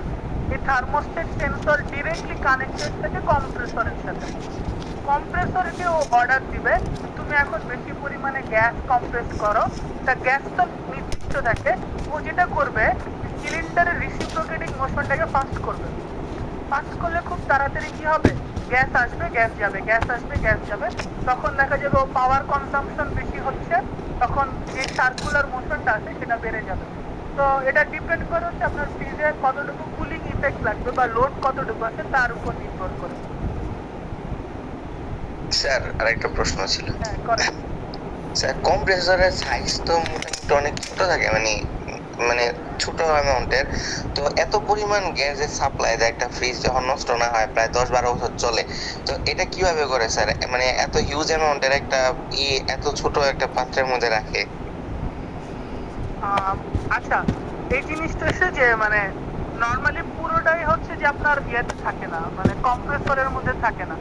দেখা যায় যে একটা সার্টেন পোর্শন, কারণ ফ্রিজে এমন হয় না যে কিছু সময় ঠান্ডা দিচ্ছে, এখন এটা ঠান্ডা হয়ে গেছে আবার গ্যাসটা কম্প্রেসরে নিয়ে যাব, তা আবার কম্প্রেসর আবার ঠান্ডা করে দিবে, আবার এসব পরে আবার ঠান্ডা করবে।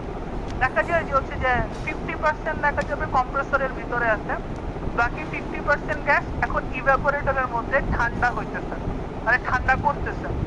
এরপর ওই 50% গরম হয় আবার কম্প্রেসরের ভিতরে আসছে, আর বাকি 50% যেটা অলরেডি কম্প্রেসর কন্ডেন্সারে পাঠিয়ে যায় ঠান্ডা করতেছে, সে আবার চলে যায়, মানে আসা যাওয়ার মধ্যে থাকে, ও নিজের মাঝে ধরে রাখে না, এবং ও হ্যাঁ নিজের মাঝে কিছুটুকু অ্যাবজর্ব করেও রাখে। এই কারণে আমরা যে ধরনের কম্প্রেসর ইউজ করে থাকি সেটার আরেকটা ভালো নাম হচ্ছে হারমেটিক সিল্ড কম্প্রেসর, যেটা আর কি আমি ল্যাবে শিখাই।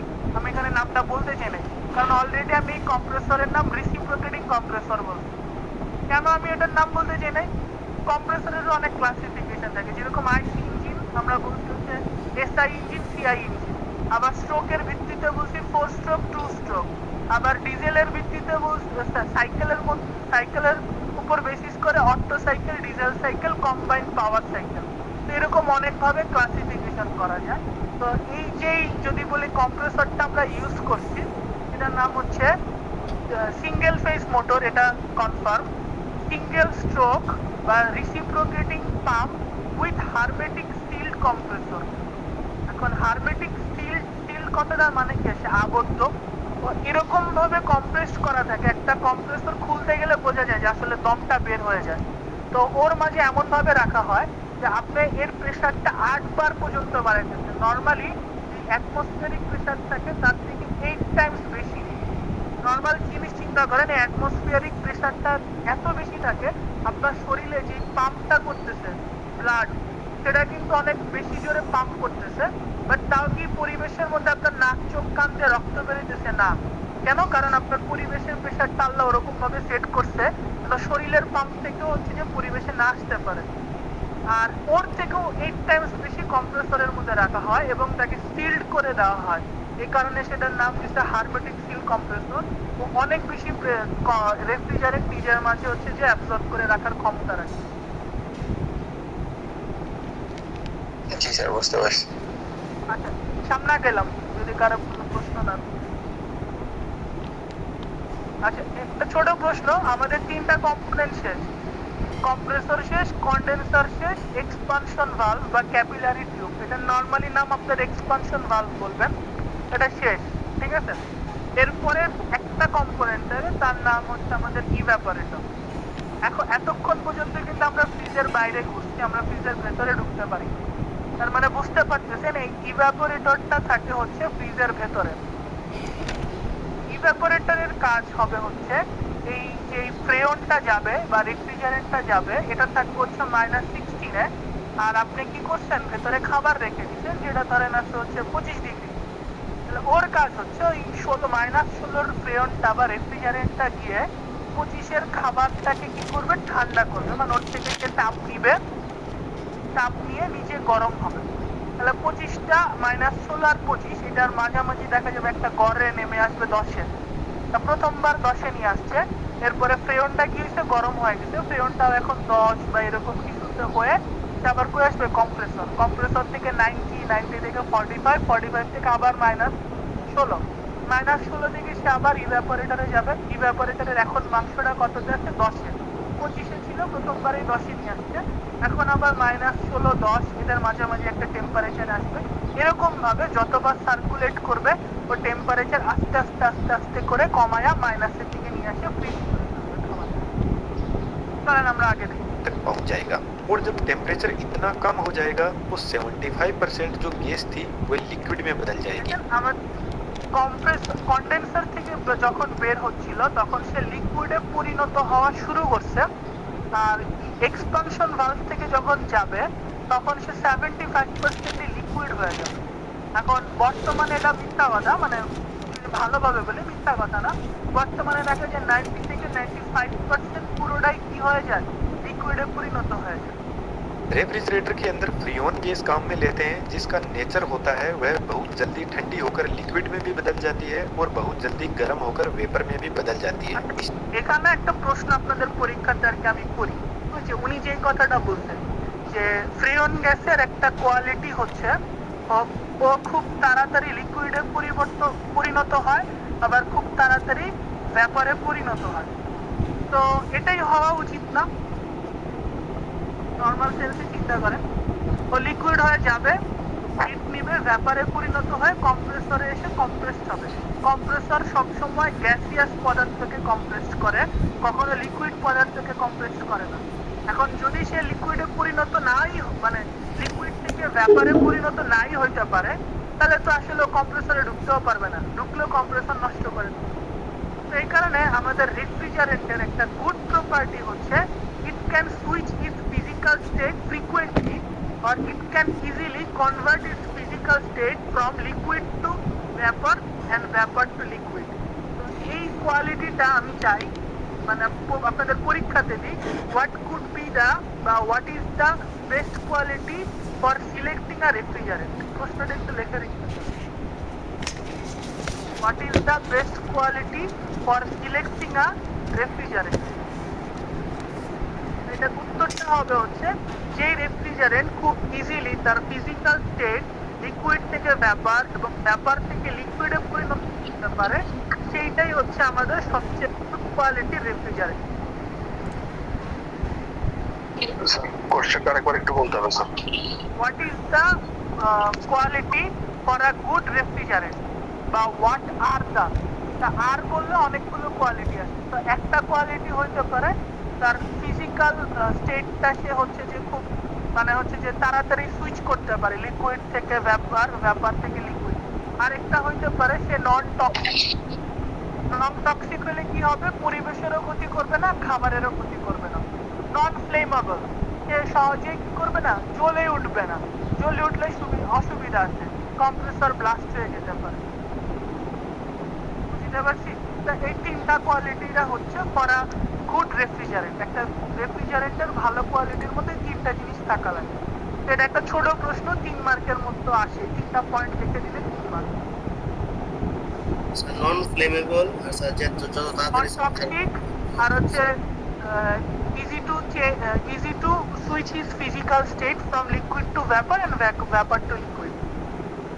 তো একটু ভালোভাবে যদি ইলাবোরেটলি ব্যাখ্যা করে, লিকুইড টু ভ্যাপার কখন হয়, যখন সে হিট গেইন করে ইভ্যাপোরেটরে। আবার হচ্ছে যে ভ্যাপার থেকে লিকুইডে কখন পরিণত হয়, যখন সে কন্ডেন্সার আর এক্সপানশন ভালভ পাস করে তখন। তো যদি ওই কথাটার মাঝখানে দুইটা স্টেটের নাম বলে দিতে পারে, স্টেটের নাম এই সময় এটা হয় ওই সময় এটা হয়, তাহলে আরো ভালো শোনায়, তখন আরো ভালো মার্ক ক্যারি করে। মানে বুঝি যে এই ছেলেটা আর কি বুঝে বুঝে লেগে নলেজ আছে। এখন পর্যন্ত যা পড়াইছি সবার কি সবকিছু আর কি ভিজুয়ালাইজ করতে সুবিধা হইতেছে না ভিডিওর মাধ্যমে। জি স্যার। এগুলাই আর কি বেসিক্যালি একটা রেফ্রিজারেটরের থেকে।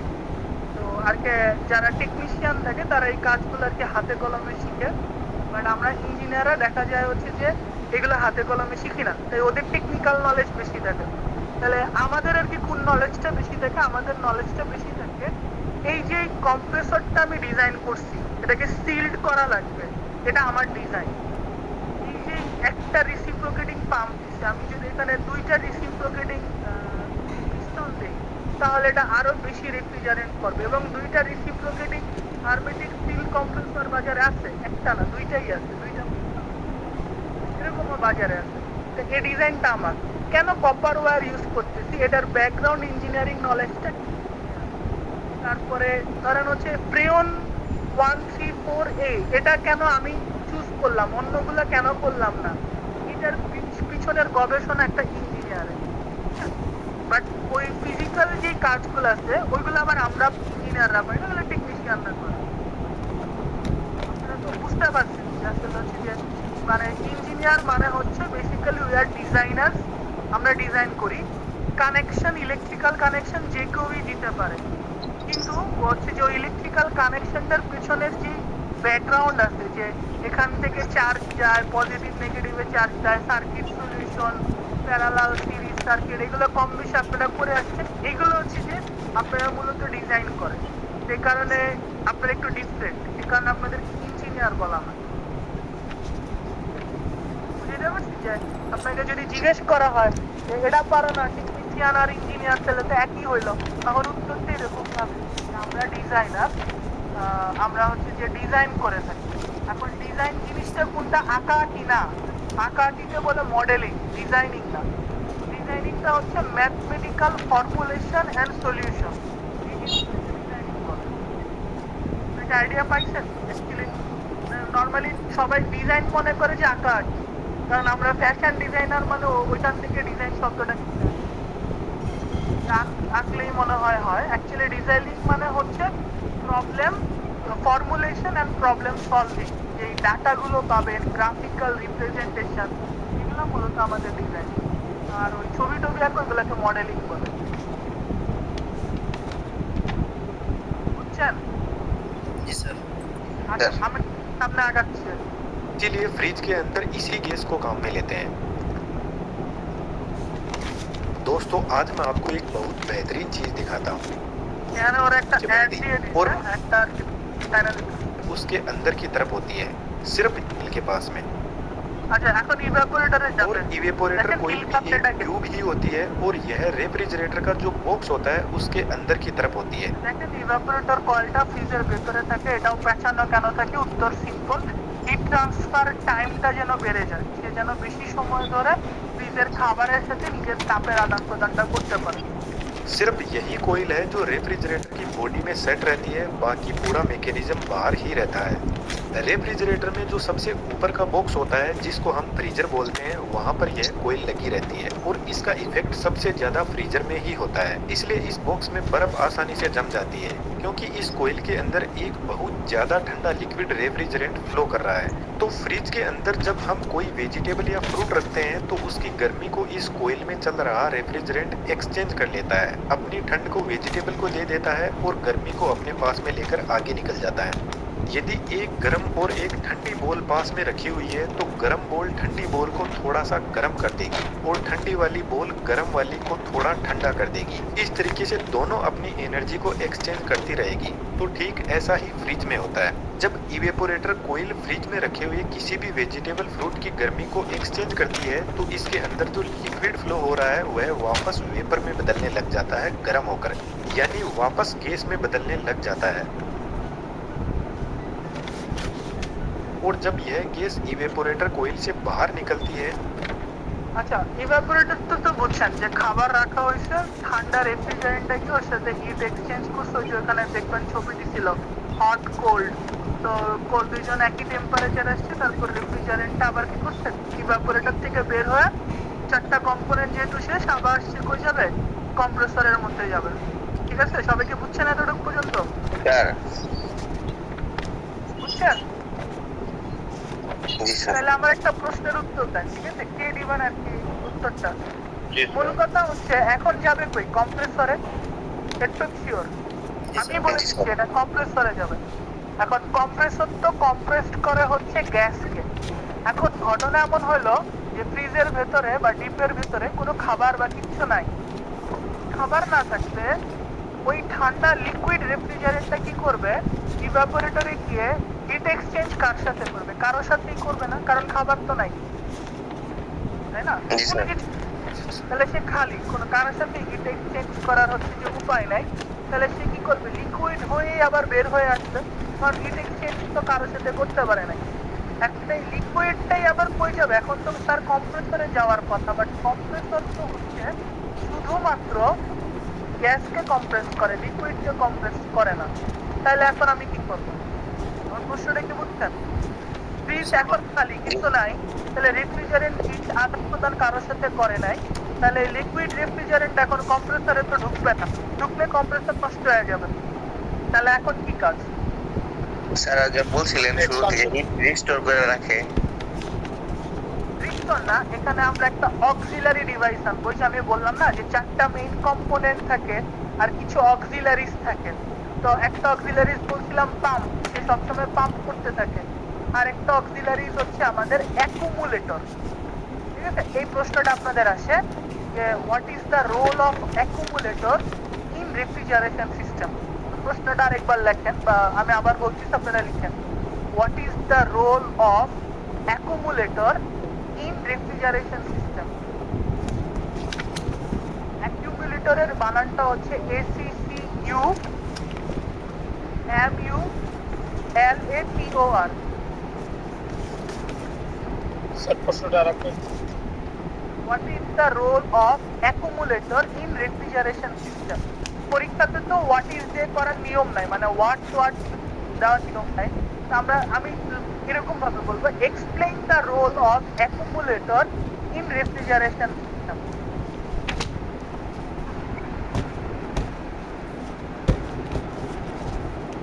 আপনি বুঝছেন?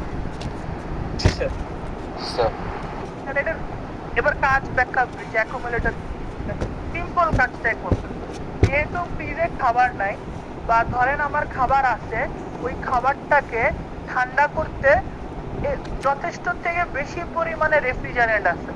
এখন কিছুটুকু ভ্যাপারে পরিণত হয়েছে, কিছুটুকু লিকুইড এখনো পরিণত মানে লিকুইড থেকে ভ্যাপারে পরিণত হতে পারে নাই। ঠিক আছে, লিকুইডে পরিণত হয়েছে, বা পুরোটাই ধরেন লিকুইডে পরিণত হয়েছে। আমরা কি করব, ডিরেক্টলি কম্প্রেসরের মধ্যে এই রেফ্রিজারেন্টটাকে দিব না।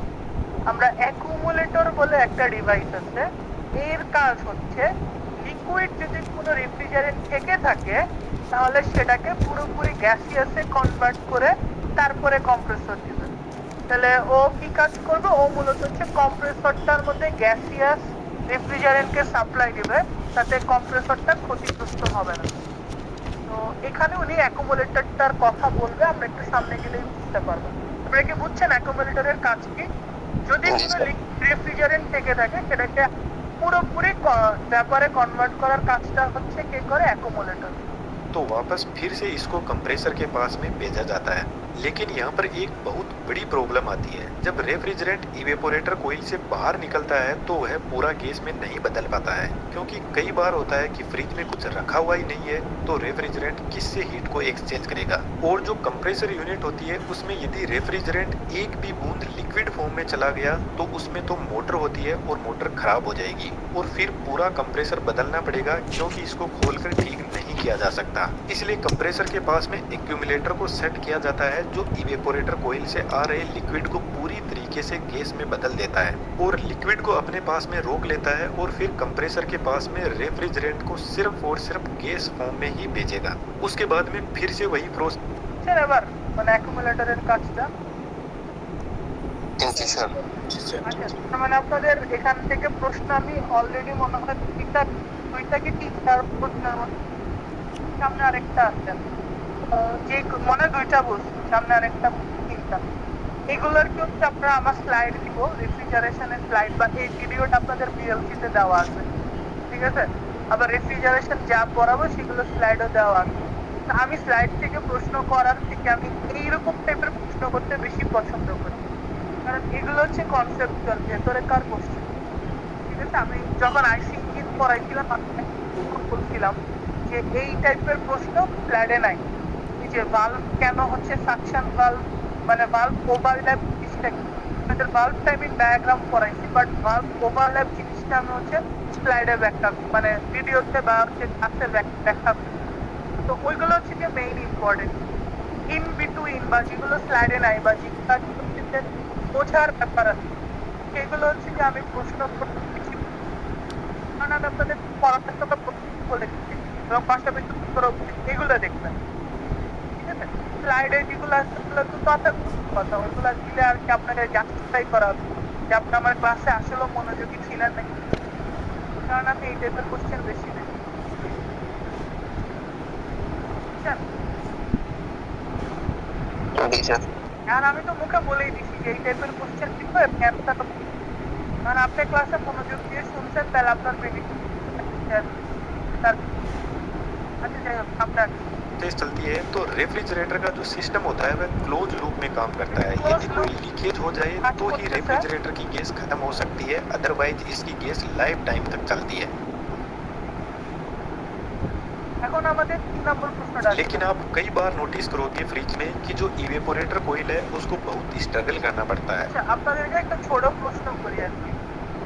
নর্মালি আপনারা ফ্রিজ থেকে যখন একটা ঠান্ডা বরফের বোতল বের করেন বা ঠান্ডা পানির বোতল বের করেন, এরপরে যখন আপনি এটা পরিবেশে রেখে দেন, দেখেন না তার মাঝে যে বিন্দু বিন্দু মানে শিশির টাইপের জমা হইতে থাকে বোতলের গায়ে, এর রিজনটা যেন কম বেশি হবে, তাই না? নাকি আমি বলে দিব? Yes, sir. মানে এটা জিনিসটা হচ্ছে যে বোতলটা থাকে ঠান্ডা, বোতলটা আপনি পরিবেশে রাখছেন, পরিবেশে থাকে হচ্ছে জলীয় বাষ্প, এই জলীয় বাষ্পগুলো টেম্পারেচার পরিবেশের টেম্পারেচারে থাকে। যখন আপনি বোতল বরফটা ঠান্ডা মাইক অফ কর। তখন আশেপাশের যেই জলীয় বাষ্পগুলো আছে সেই জলীয় বাষ্পগুলো ওই ঠান্ডা বোতলের সংস্পর্শে এসে ওরাও ঠান্ডা হয়ে তখন ব্যাপার থেকে লিকুইডে পরিণত হয়। আরেকবার বলি, বোতলটা পরিবেশে রাখলে পরিবেশের চারপাশে যে পরিবেশের তাপমাত্রায় জলীয় বাষ্পগুলো ছিল সেগুলো বোতলের ঠান্ডা তাপমাত্রার কারণে বা বোতলের গায়ে লেগে থাকার কারণে সেগুলো ব্যাপার থেকে লিকুইডে পরিণত হয়ে যায়।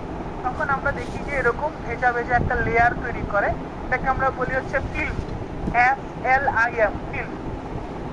এটাকে ফিল্ম কনডেনসেশন বলা হয়। আমরা কনডেনসেশন অনেক ধরনের শিখি, তার মধ্যে একটা কনডেনসেশন হচ্ছে ফিল্ম কনডেনসেশন। এটা আমি হচ্ছে ভার্সিটি 3rd ইয়ারে 2nd সেমিস্টারে একটা কোর্স ছিল হিট কনভেকশন, এবং আমাদের তিন ধরনের বোর্ড থাকে, একটা হচ্ছে রেডিয়েশন, কন্ডাকশন, কনভেকশন। তো আপনারা এটাকে পরিবহন, পরিচলন, বিকিরণ, এই তিনটা ছোটবেলায় শিখছিলেন, মনে আছে? পরিবহন, পরিচলন, বিকিরণ বিজ্ঞানের মধ্যে শিখছিলেন। তাদের প্রোপাগেট করতে পারে, তো সূর্যের আলো থেকে যেটা আসে বা আগুন জ্বালালে যেটা করে সেটা হচ্ছে বিকিরণ। তারপর একটা জায়গায় টাং করে শব্দ করলাম, দূরে ওই শব্দটা চলে গেছে, সেটাকে বলা হয় পরিবহন। আর পরিচলন হচ্ছে যে আপনি ওই বইটা এখান থেকে নিয়ে ওখানে হচ্ছে যে একজনের মাধ্যমে আরেকজন পাঠাইছেন বা আপনি উঠে গিয়ে বইটা বন্ধুকে দিয়ে আসছেন, এটাকে বলা হয় কনভেকশন বা পরিচলন। তো এরকম ভাবে আর কি আমরা পরিবহন। কনভেকশন আমার হিট ট্রান্সফার 2 তে ছিল এবং বেশ মজার সাবজেক্ট ছিল, বেশ কঠিনও ছিল এট দ্য সেম টাইম। ওইখান থেকে আর কি হচ্ছে যে এই যে ফিল্মটা পড়তেছে জলীয় বাষ্পের, এটাকে আমরা বলি হচ্ছে কনভেকশন। এখন একটু চিন্তা করেন তো, এখন এই জলীয় বাষ্পর কণাটা নিয়ে আমি আবার ফ্রিজে রেখে দিলাম, মানে বোতলটা কি হয়েছে, বাইরে শিশির জমা হইতেছিল, এই শিশির সহ আমি ফ্রিজে রেখে দিলাম। ফ্রিজটা কি করবে, ওই শিশির গুলোকে আবার বরফে পরিণত করে ফেলবে। এখন কি দেখা যাবে, বোতলের ভেতরে পানি তো বরফ হয়েছেই, বোতলের বাইরে যেগুলো শিশির ছিল সেগুলো কিসে পরিণত হয়ে গেছে, এখন বরফে পরিণত হয়েছে নাকি হয় নাই? আচ্ছা, এখন এই সমস্যাটা ফ্রিজে দেখা যায় কিরকম ভাবে আমি আপনাদেরকে বলি। ফ্রিজের মধ্যে যখন আপনি খাবার রাখেন, খাবার আর ফ্রেয়ন এই দুইটা যখন বা রেফ্রিজারেন্ট যখন হিটের এক্সচেঞ্জ করে, তখন কি হয় যে আমার কিছু জলীয় বাষ্প জমা হয়। বা নর্মাল ধরেন আপনি ফ্রিজটাকে খুললেন, খোলার পরে আপনি খাবারটাকে রাখলেন, সাথে কি করবে, পরিবেশের জলীয় বাষ্প ঢুকবে ফ্রিজের ভেতরে, হ্যাঁ কি না? জি স্যার, ঢুকবে। এই জলীয় বাষ্পটা গিয়ে তখন এই ইভাপোরেটর যে কয়েলটা আছে এই কয়েলের গায়ের মধ্যে জমা হবে, কারণ সে তো এখন গরম, ইভাপোরেটরের কয়েলটা এখন ঠান্ডা, তার গায়ের মধ্যে জমা হয়ে সে কিসে পরিণত হবে, আস্তে আস্তে প্রথমে লিকুইড, তারপরে আরো যখন ঠান্ডা হবে বা সার্কেলটা চলতে থাকবে তখন সে একদম সলিড ফর্ম করে যাবে বা বরফে পরিণত হবে। তাইলে ইভাপোরেটরের কয়েলের মধ্যে আপনি দেখবেন যে হুট করে একটা বরফের আস্তরণ পড়ে আছে। এখন অসুবিধাটা কোথায় হয় এই আস্তরণ করলে? অসুবিধাটা হয় যে হচ্ছে যে এই আস্তরণটার কারণে পরবর্তীতে যখন আপনার হিট ট্রান্সফারটা শুরু হবে ফ্রেয়ন বা রেফ্রিজারেটর খাবারের মধ্যে, সেটা ব্যাহত করবে, কারণ অলরেডি একটা বরফের লেয়ার ইভাপোরেটর কয়েলের মধ্যে পড়ে আছে। হিট ট্রান্সফার হবে কিভাবে?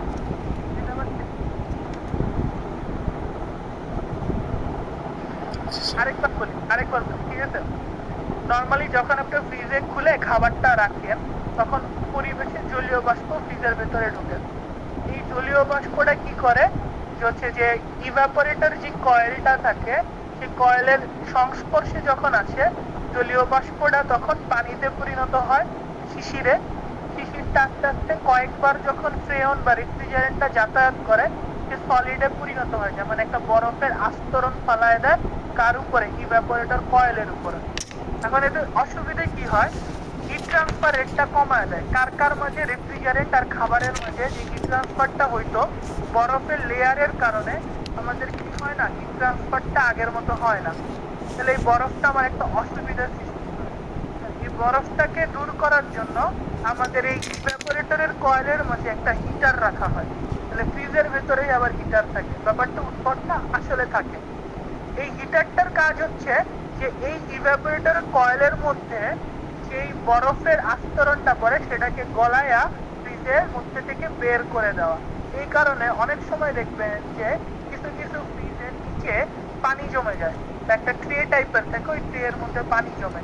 এই পানিটা হচ্ছে সেই জলীয় বাষ্প যেটা আপনি বারবার ফ্রিজ খোলার কারণে ভেতরে ঢুকে সেটা বরফে পরিণত হয়েছে, এবং এই বরফটাকে গলানোর জন্য, হিট ট্রান্সফার রেট বাড়ানোর জন্য একটা হিটার ইউজ করে তাকে গলায় ওই ট্রে এর মধ্যে পানিটাকে জমা। আমরা এটারই উত্তর এখন দেখব। आपने गर्मियों में देखा होगा जब हम किसी गिलास में एकदम ठंडा पानी या कोल्ड ड्रिंक डाल देते हैं तो उसके चारों तरफ पानी की बूंदें जम जाती है। तो ठीक ऐसा ही इवेपोरेटर कोयल के साथ में होता है। फ्रिज के अंदर जो भी थोड़े बहुत वाटर वेपर होते हैं, जब कोयल ठंडी होती है तो उसके पास में चिपक जाते हैं और कोयल के चारों तरफ ही बर्फ जम जाती है, जिसकी वजह से इवेपोरेटर कोयल सही से हीट एक्सचेंज नहीं कर पाती है और इवेपोरेटर कोयल लिक्विड को गैस में नहीं बदल पाती है। इसलिए इवेपोरेटर कोयल के चारों तरफ एक हीटर कोयल भी लगी रहती है जो हर 5 से 6 घंटे बाद में ऑन होती है और इवेपोरेटर कोयल के ऊपर कोई बर्फ जमी हुई है तो उसको ইভাপোরেটর কয়েলের বরফ যেটা জমে আছে সেটাকে गलाয় और यह बर्फ पिघलकर पीछे की तरफ एक कंटेनर में पानी के रूप में कलेक्ट हो जाती है। इवेपोरेटर कोयल सिर्फ फ्रीजर में ही लगी रहती है ऊपर की तरफ, बाकी नीचे बचे हुए फ्रिज में। প্রথমত হচ্ছে ইভাপোরেটর কয়েল উপরে থাকে, নিচে থাকে না। তো নিচে তাহলে কিভাবে ঠান্ডা হয়? ওই যে ফ্যান চালায় দেওয়া হয়। তো ফ্যান চালায় দিলে উপরের যে হাওয়াটা থাকে সেটা সার্কুলেট করে নিচে জোনটাতে চলে আসে, যেটাতে আমরা বলি হচ্ছে নরমাল। ঠিক আছে, এখানে হচ্ছে যে আমরা পানির বোতল, ডিম, শাকসবজি এগুলো রাখি আর কি, তরকারি। স্যার এই পার্টের কাজ কিছুটা এসির মতো, তাই তো? হ্যাঁ হ্যাঁ। ठंड का इफेक्ट देने के लिए फैन लगे रहते हैं जो पूरे फ्रिज को कूल करते रहते हैं। এখন ফ্যানের পজিশন अब मैंने आपको बताया कि कंप्रेसर फ्रिज का हार्ट होता है तो फ्रिज में दिमाग भी होता है और उसका दिमाग का नाम है थर्मोस्टेट। जब हम कूलिंग इफेक्ट को कम या ज्यादा करते हैं तो একজন প্রশ্ন করছিল না স্যার দিনে কতক্ষণ বা কত লিটার? আমি বললাম না এখানে থার্মোস্টেট একটা সেন্সর থাকে। তো এই যে দেখেন এই রেগুলেটর দিয়ে আর কি রেগুলেট করা হয় যে কতটুকু হবে। তা আপনি বেসিক্যালি রেগুলেট করেন, আসলে তখন সেন্সর কাজ করে। এই থার্মোস্টেট সেন্সর তখন ডিরেক্টলি কম্প্রেসরে ঠিক সিগন্যাল পাঠাবে যে তোমার এখন বেশি কাজ করতে হবে বা তোমার এখন কম কাজ স্যার। করতে হবে। হ্যাঁ, স্যার স্যার আমাদের ফ্রিজে স্যার ডিপে স্যার এই জিনিসটা আছে, কিন্তু স্যার নর্মাল ইয়ে সেকশনে স্যার এটা নাই। তো সেক্ষেত্রে স্যার কি হবে? মানে যখন আমাদের ফ্রিজ খোলা হয়েছিল তো সেক্ষেত্রে স্যার দেখছিলাম স্যার ডিপে এই জিনিসটা আছে স্যার, কিন্তু নর্মালে যেটা আছে এটা জাস্ট একটা মানে স্যার ভিতরে ফাঁকা। যেটা হয়েছে বুঝছি। হ্যাঁ, আপনি এই রেগুলেটরটার কথাই তো বলতেছেন তাই না? জি জি, মানে নর্মালি নাই কিন্তু ডিপে আছে। না থাকাটাই স্বাভাবিক, কারণ হচ্ছে যে যখন ধরেন হচ্ছে আপনার মাংস ফ্রিজে রাখতেছেন তখন ফ্রিজের উপরে লোড করতেছেন, তো তখন আপনি কি করবেন, এটাকে ডিপ ফ্রিজে দিয়ে দিবেন, মানে ডিপ ফ্রিজারের মধ্যে আপনি রেগুলেটরটা নিয়ে আসছেন, তখন ফ্যানটা তো ফ্যানের মতো করে ঘুরবে, তখন আপনার নর্মাল যে জায়গাটা আছে সেটাও বেশি পরিমাণেই ঠান্ডা হবে, কম পরিমাণে হবে না। কারণ যদি আপনি আলাদাভাবে চান তাহলে আলাদাভাবে রেগুলেটর ইউজ করে আলাদা মেকানিজম নিয়ে এসে আলাদা ফাংশনে কাজ করাইতে হবে। তখন যেটা করাইতে পারেন যে ইঞ্জিনিয়ারিং নলেজ যেটা বলে যে ফ্যানের রেগুলেশনটা কমায় দেন, ফ্যান আস্তে আস্তে ঘুরলে তখন উপর থেকে বা ডিপ ফ্রিজার থেকে কম পরিমাণে মানে ঠান্ডা হাওয়াটা নিয়ে এসে নর্মালে দিবেন। তো ওটা হয়তো বা ওইভাবেই প্রোগ্রামিং করা আছে যে ওইখানে যদি বেশি পরিমাণে হয় নর্মালে যাতে ক্ষতি না হয় ফ্যানকে ওইভাবেই রেগুলেট করে, একসাথেই দুইটাকে প্রোগ্রাম করে দেওয়া আছে, এই কারণে হয়তো বা এরকম হয়, ঠিক আর দেয় নাই ওনারা।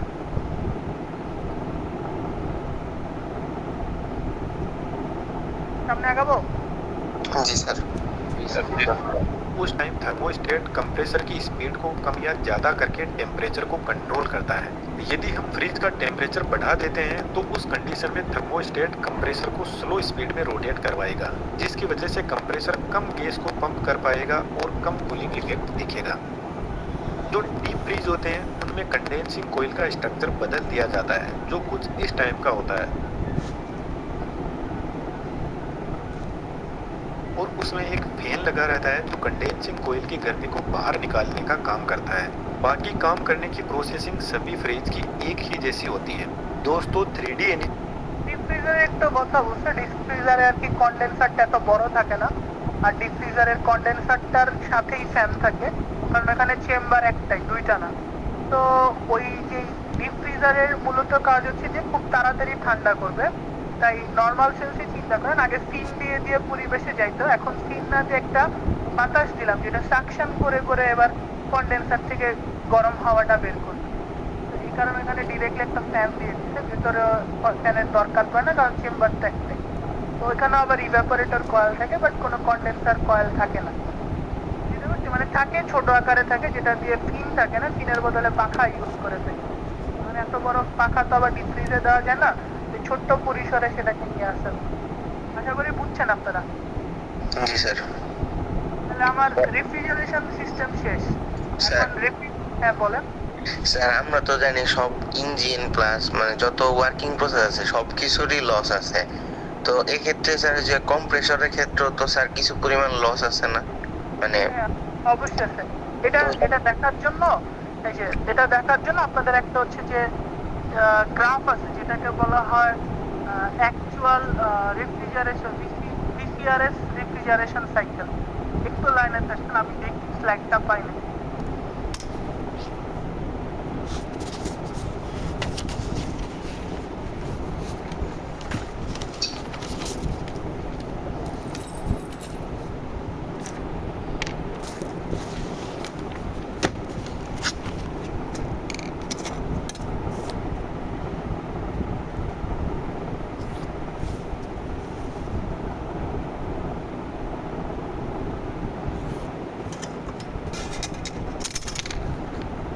দেখেন এই যে এখানে যে সাইকেলটা দেখতে পাচ্ছেন, এই যে এখানে যে সাইকেলটা দেখতে পাচ্ছেন এটা নর্মাল হচ্ছে আইডিয়াল রেফ্রিজারেশন সাইকেল বা ভিসিআরএস সাইকেলটা। কিন্তু আপনাদের অ্যাকচুয়ালি যেটা হয় হচ্ছে এই যে এইটা actual vapour compression refrigeration cycle. এখানে দেখে থাকবেন যে 3 থেকে 4 বা 7 থেকে 8 এই পয়েন্ট দিতে একটু লক্ষ্য করেন, এখানে দেখবেন যে কিছুটা লস হয়, এগুলোকে আমরা পাম্পিং লস বা সাকশন লস বলে থাকি। যে একটা কম্পোনেন্ট থেকে আরেকটা কম্পোনেন্টে যেতে গেলে কিছু পরিমাণ আমাদের হিট লস হয় বা হচ্ছে যে কিছু পরিমাণ ব্যাপার লিকুইডে পরিণত হয়ে যায় বা লিকুইড ব্যাপারে পরিণত হয়ে যায় যেটা আনএক্সপেক্টেড চাওয়া হয় না, তখন আমাদের সিওপি যেটা থাকে, কোএফিসিয়েন্ট অফ পারফরম্যান্স, সেটা ড্রপ করে।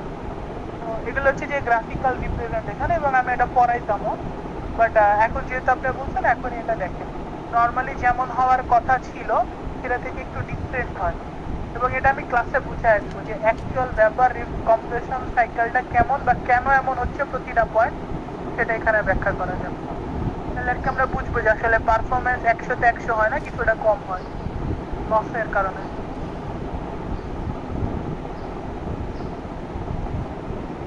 আপনি কি দেখছেন এটা, এই গ্রাফটা দেখতে পাচ্ছেন? জি স্যার। আচ্ছা, তো এখানে অ্যাকচুয়াল ভ্যাপার কম্প্রেশন সাইকেল আছে, এখানে 3টা প্রবলেম আছে, 35.1, 35.2 আর 35.8। এই 3টা প্রবলেমে আপনাদেরকে করাই দিলে আপনাদের মোটামুটি হচ্ছে যে সিলেবাস শেষ হয়ে যাবে। এখন মানে রেফ্রিজারেশন সাইকেল শেষ হবে। এখন এটা শেখানোর জন্য আপনাদের একটা থিওরি পড়তে হবে, ঠিক আছে?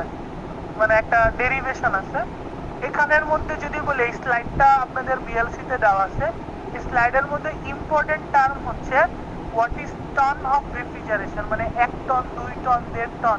আমরা এসি কিনি না? স্যার জি স্যার। আমরা এসি কিনি না, 1 টন 2 টনের এসি। এটার মানেটা কি আমি এখনই বুঝাই দিচ্ছি, এটা বুঝাই দিব। তারপরে হচ্ছে আপনাদের এই অ্যাকচুয়াল ভ্যাপার কম্প্রেশন সাইকেল, এটা ক্লাসে পড়াবো। ক্লাসে পড়ানোর পরে এখানে আরেকটা হচ্ছে যে স্লাইড আছে,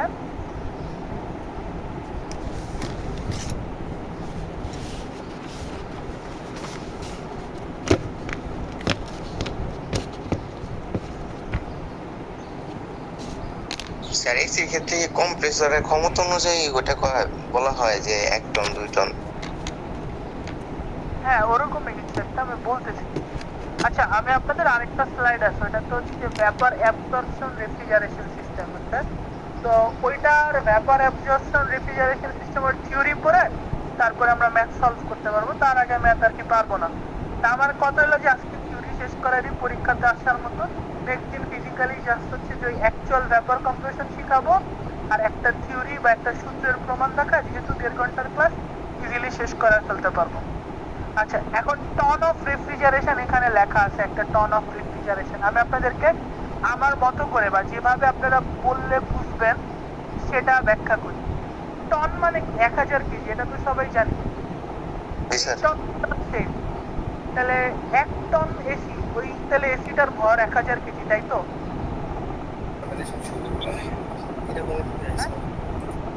জি স্যার। এসির ভর 1000 কেজি। অ্যাকচুয়ালি এরকম না স্যার, কিন্তু অ্যাকচুয়ালি এরকম না স্যার। অ্যাকচুয়াল মানে ওই 1000 কেজি অ্যাকচুয়ালি এসি কে বোঝায় না, 1000 কেজি অ্যাকচুয়ালি বরফকে বোঝায়। এখন এটা মানেটা কিরকম আমি আপনাদেরকে বলি। এসিটা যখন রুম ঠান্ডা করে, রুমের বাইরে কি করে? গরম।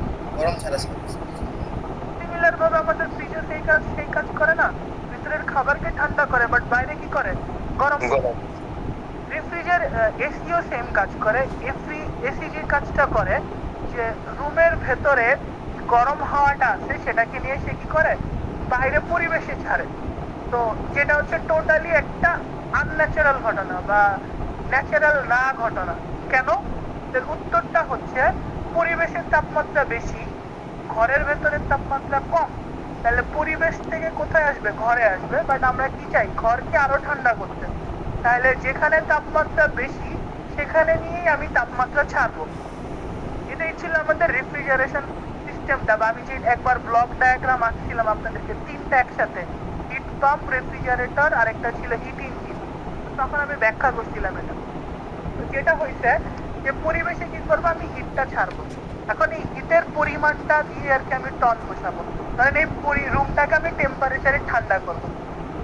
আমি বাইরে, রুমের বাইরে 1000 কেজি ওজনের 0 ডিগ্রি সেলসিয়াসের একটা বরফকে রাখছি। এই বরফকে 1000 কেজি ওজনের 0 ডিগ্রি সেলসিয়াসের বরফকে আমি কি করব? 0 ডিগ্রি সেলসিয়াসের পানিতে পরিণত করব। 1000 কেজি 0 ডিগ্রি সেলসিয়াসের পানিতে পরিণত করব।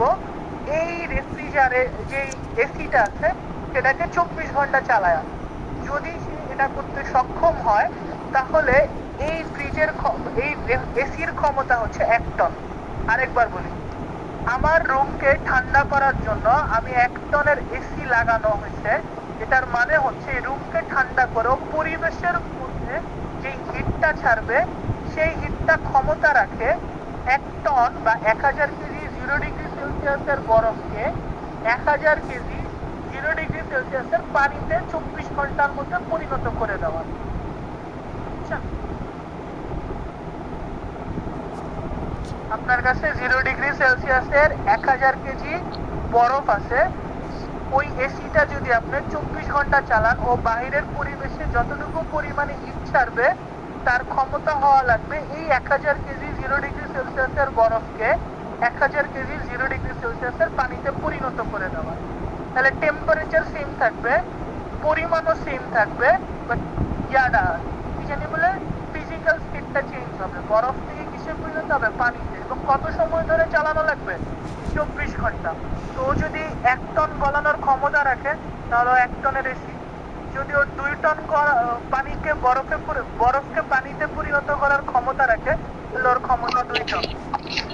স্যার এখানে বরফ থেকে যে পানি আসতেছে এটা কি 0 ডিগ্রি সেলসিয়াসই থাকবে?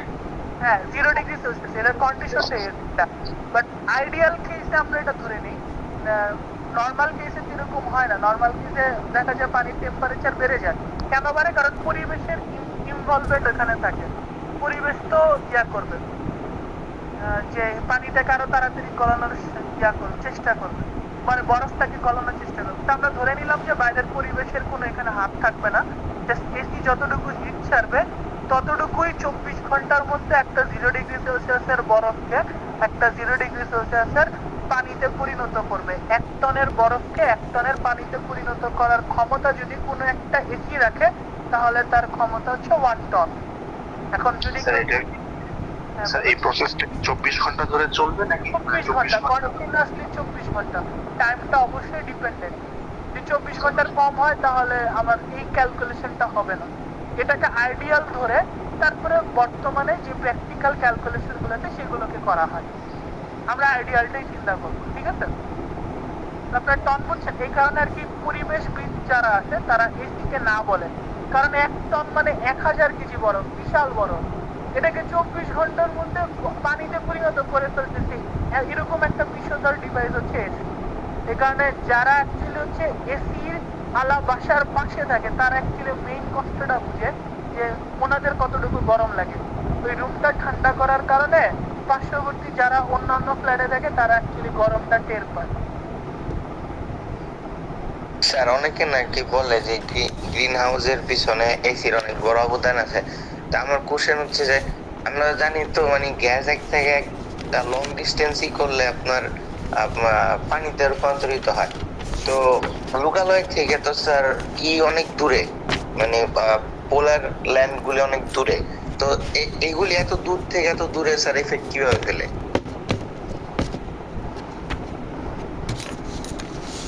মানে আপনার কথা হচ্ছে যে এসির কারণে হচ্ছে ওই যে টেম্পারেচারটা বাড়তেছে এটা আর কি পোলার রিজিয়নে কিভাবে গিয়ে বরফ গলানোতে করতেছে, তাই তো?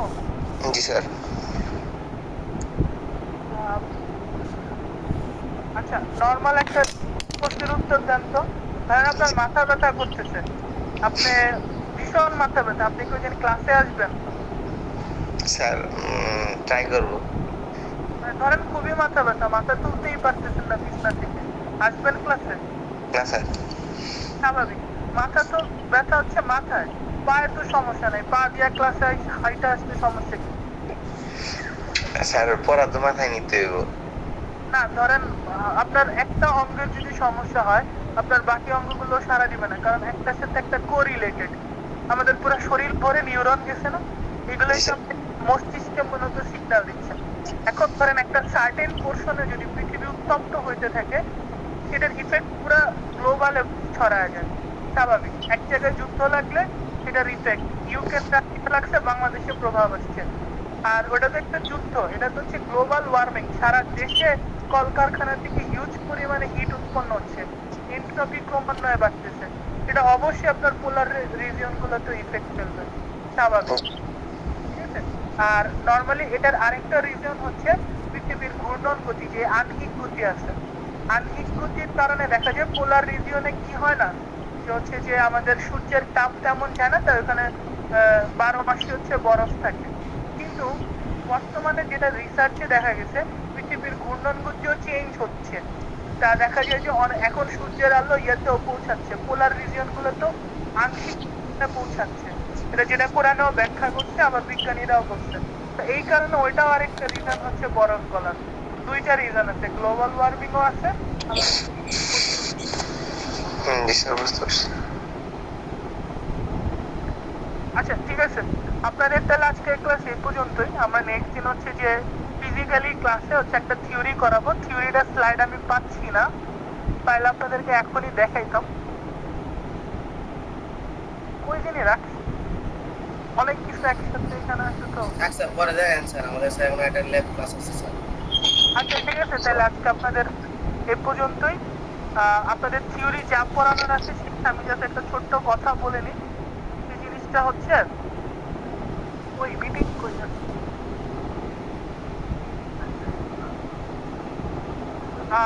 আমাদের যে এখন যেটা বাকি আছে সেটা হচ্ছে প্রবলেম সলভিং আছে। এখন এটা 2 ক্লাসে শেষ হলে ভালো, 3 ক্লাসে শেষ হলেও ভালো, মানে যেভাবেই হোক, অনলাইনে হোক বা ফিজিক্যালি হোক, শেষ করা লাগবে। আরাফাত আছে যে আজকে রেকর্ডিং করছে? জি স্যার, আছি স্যার। আরাফাত, আপনি কি এটা কি ড্রাইভে আপলোড দিবেন? স্যার ড্রাইভে দেওয়া যায় স্যার, সমস্যা নাই স্যার।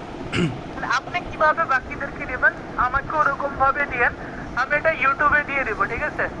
আচ্ছা। আপনি কাউরে না দিয়ে আমারে দিয়ে দিয়েন লিংকটা, আমি ইউটিউবে দিয়ে দিলে ইউটিউব লিংকটা শেয়ার করে দিলে সবাই দেখতে পারবে। আচ্ছা স্যার, ঠিক আছে স্যার। জি স্যার, এটাই ভালো হবে।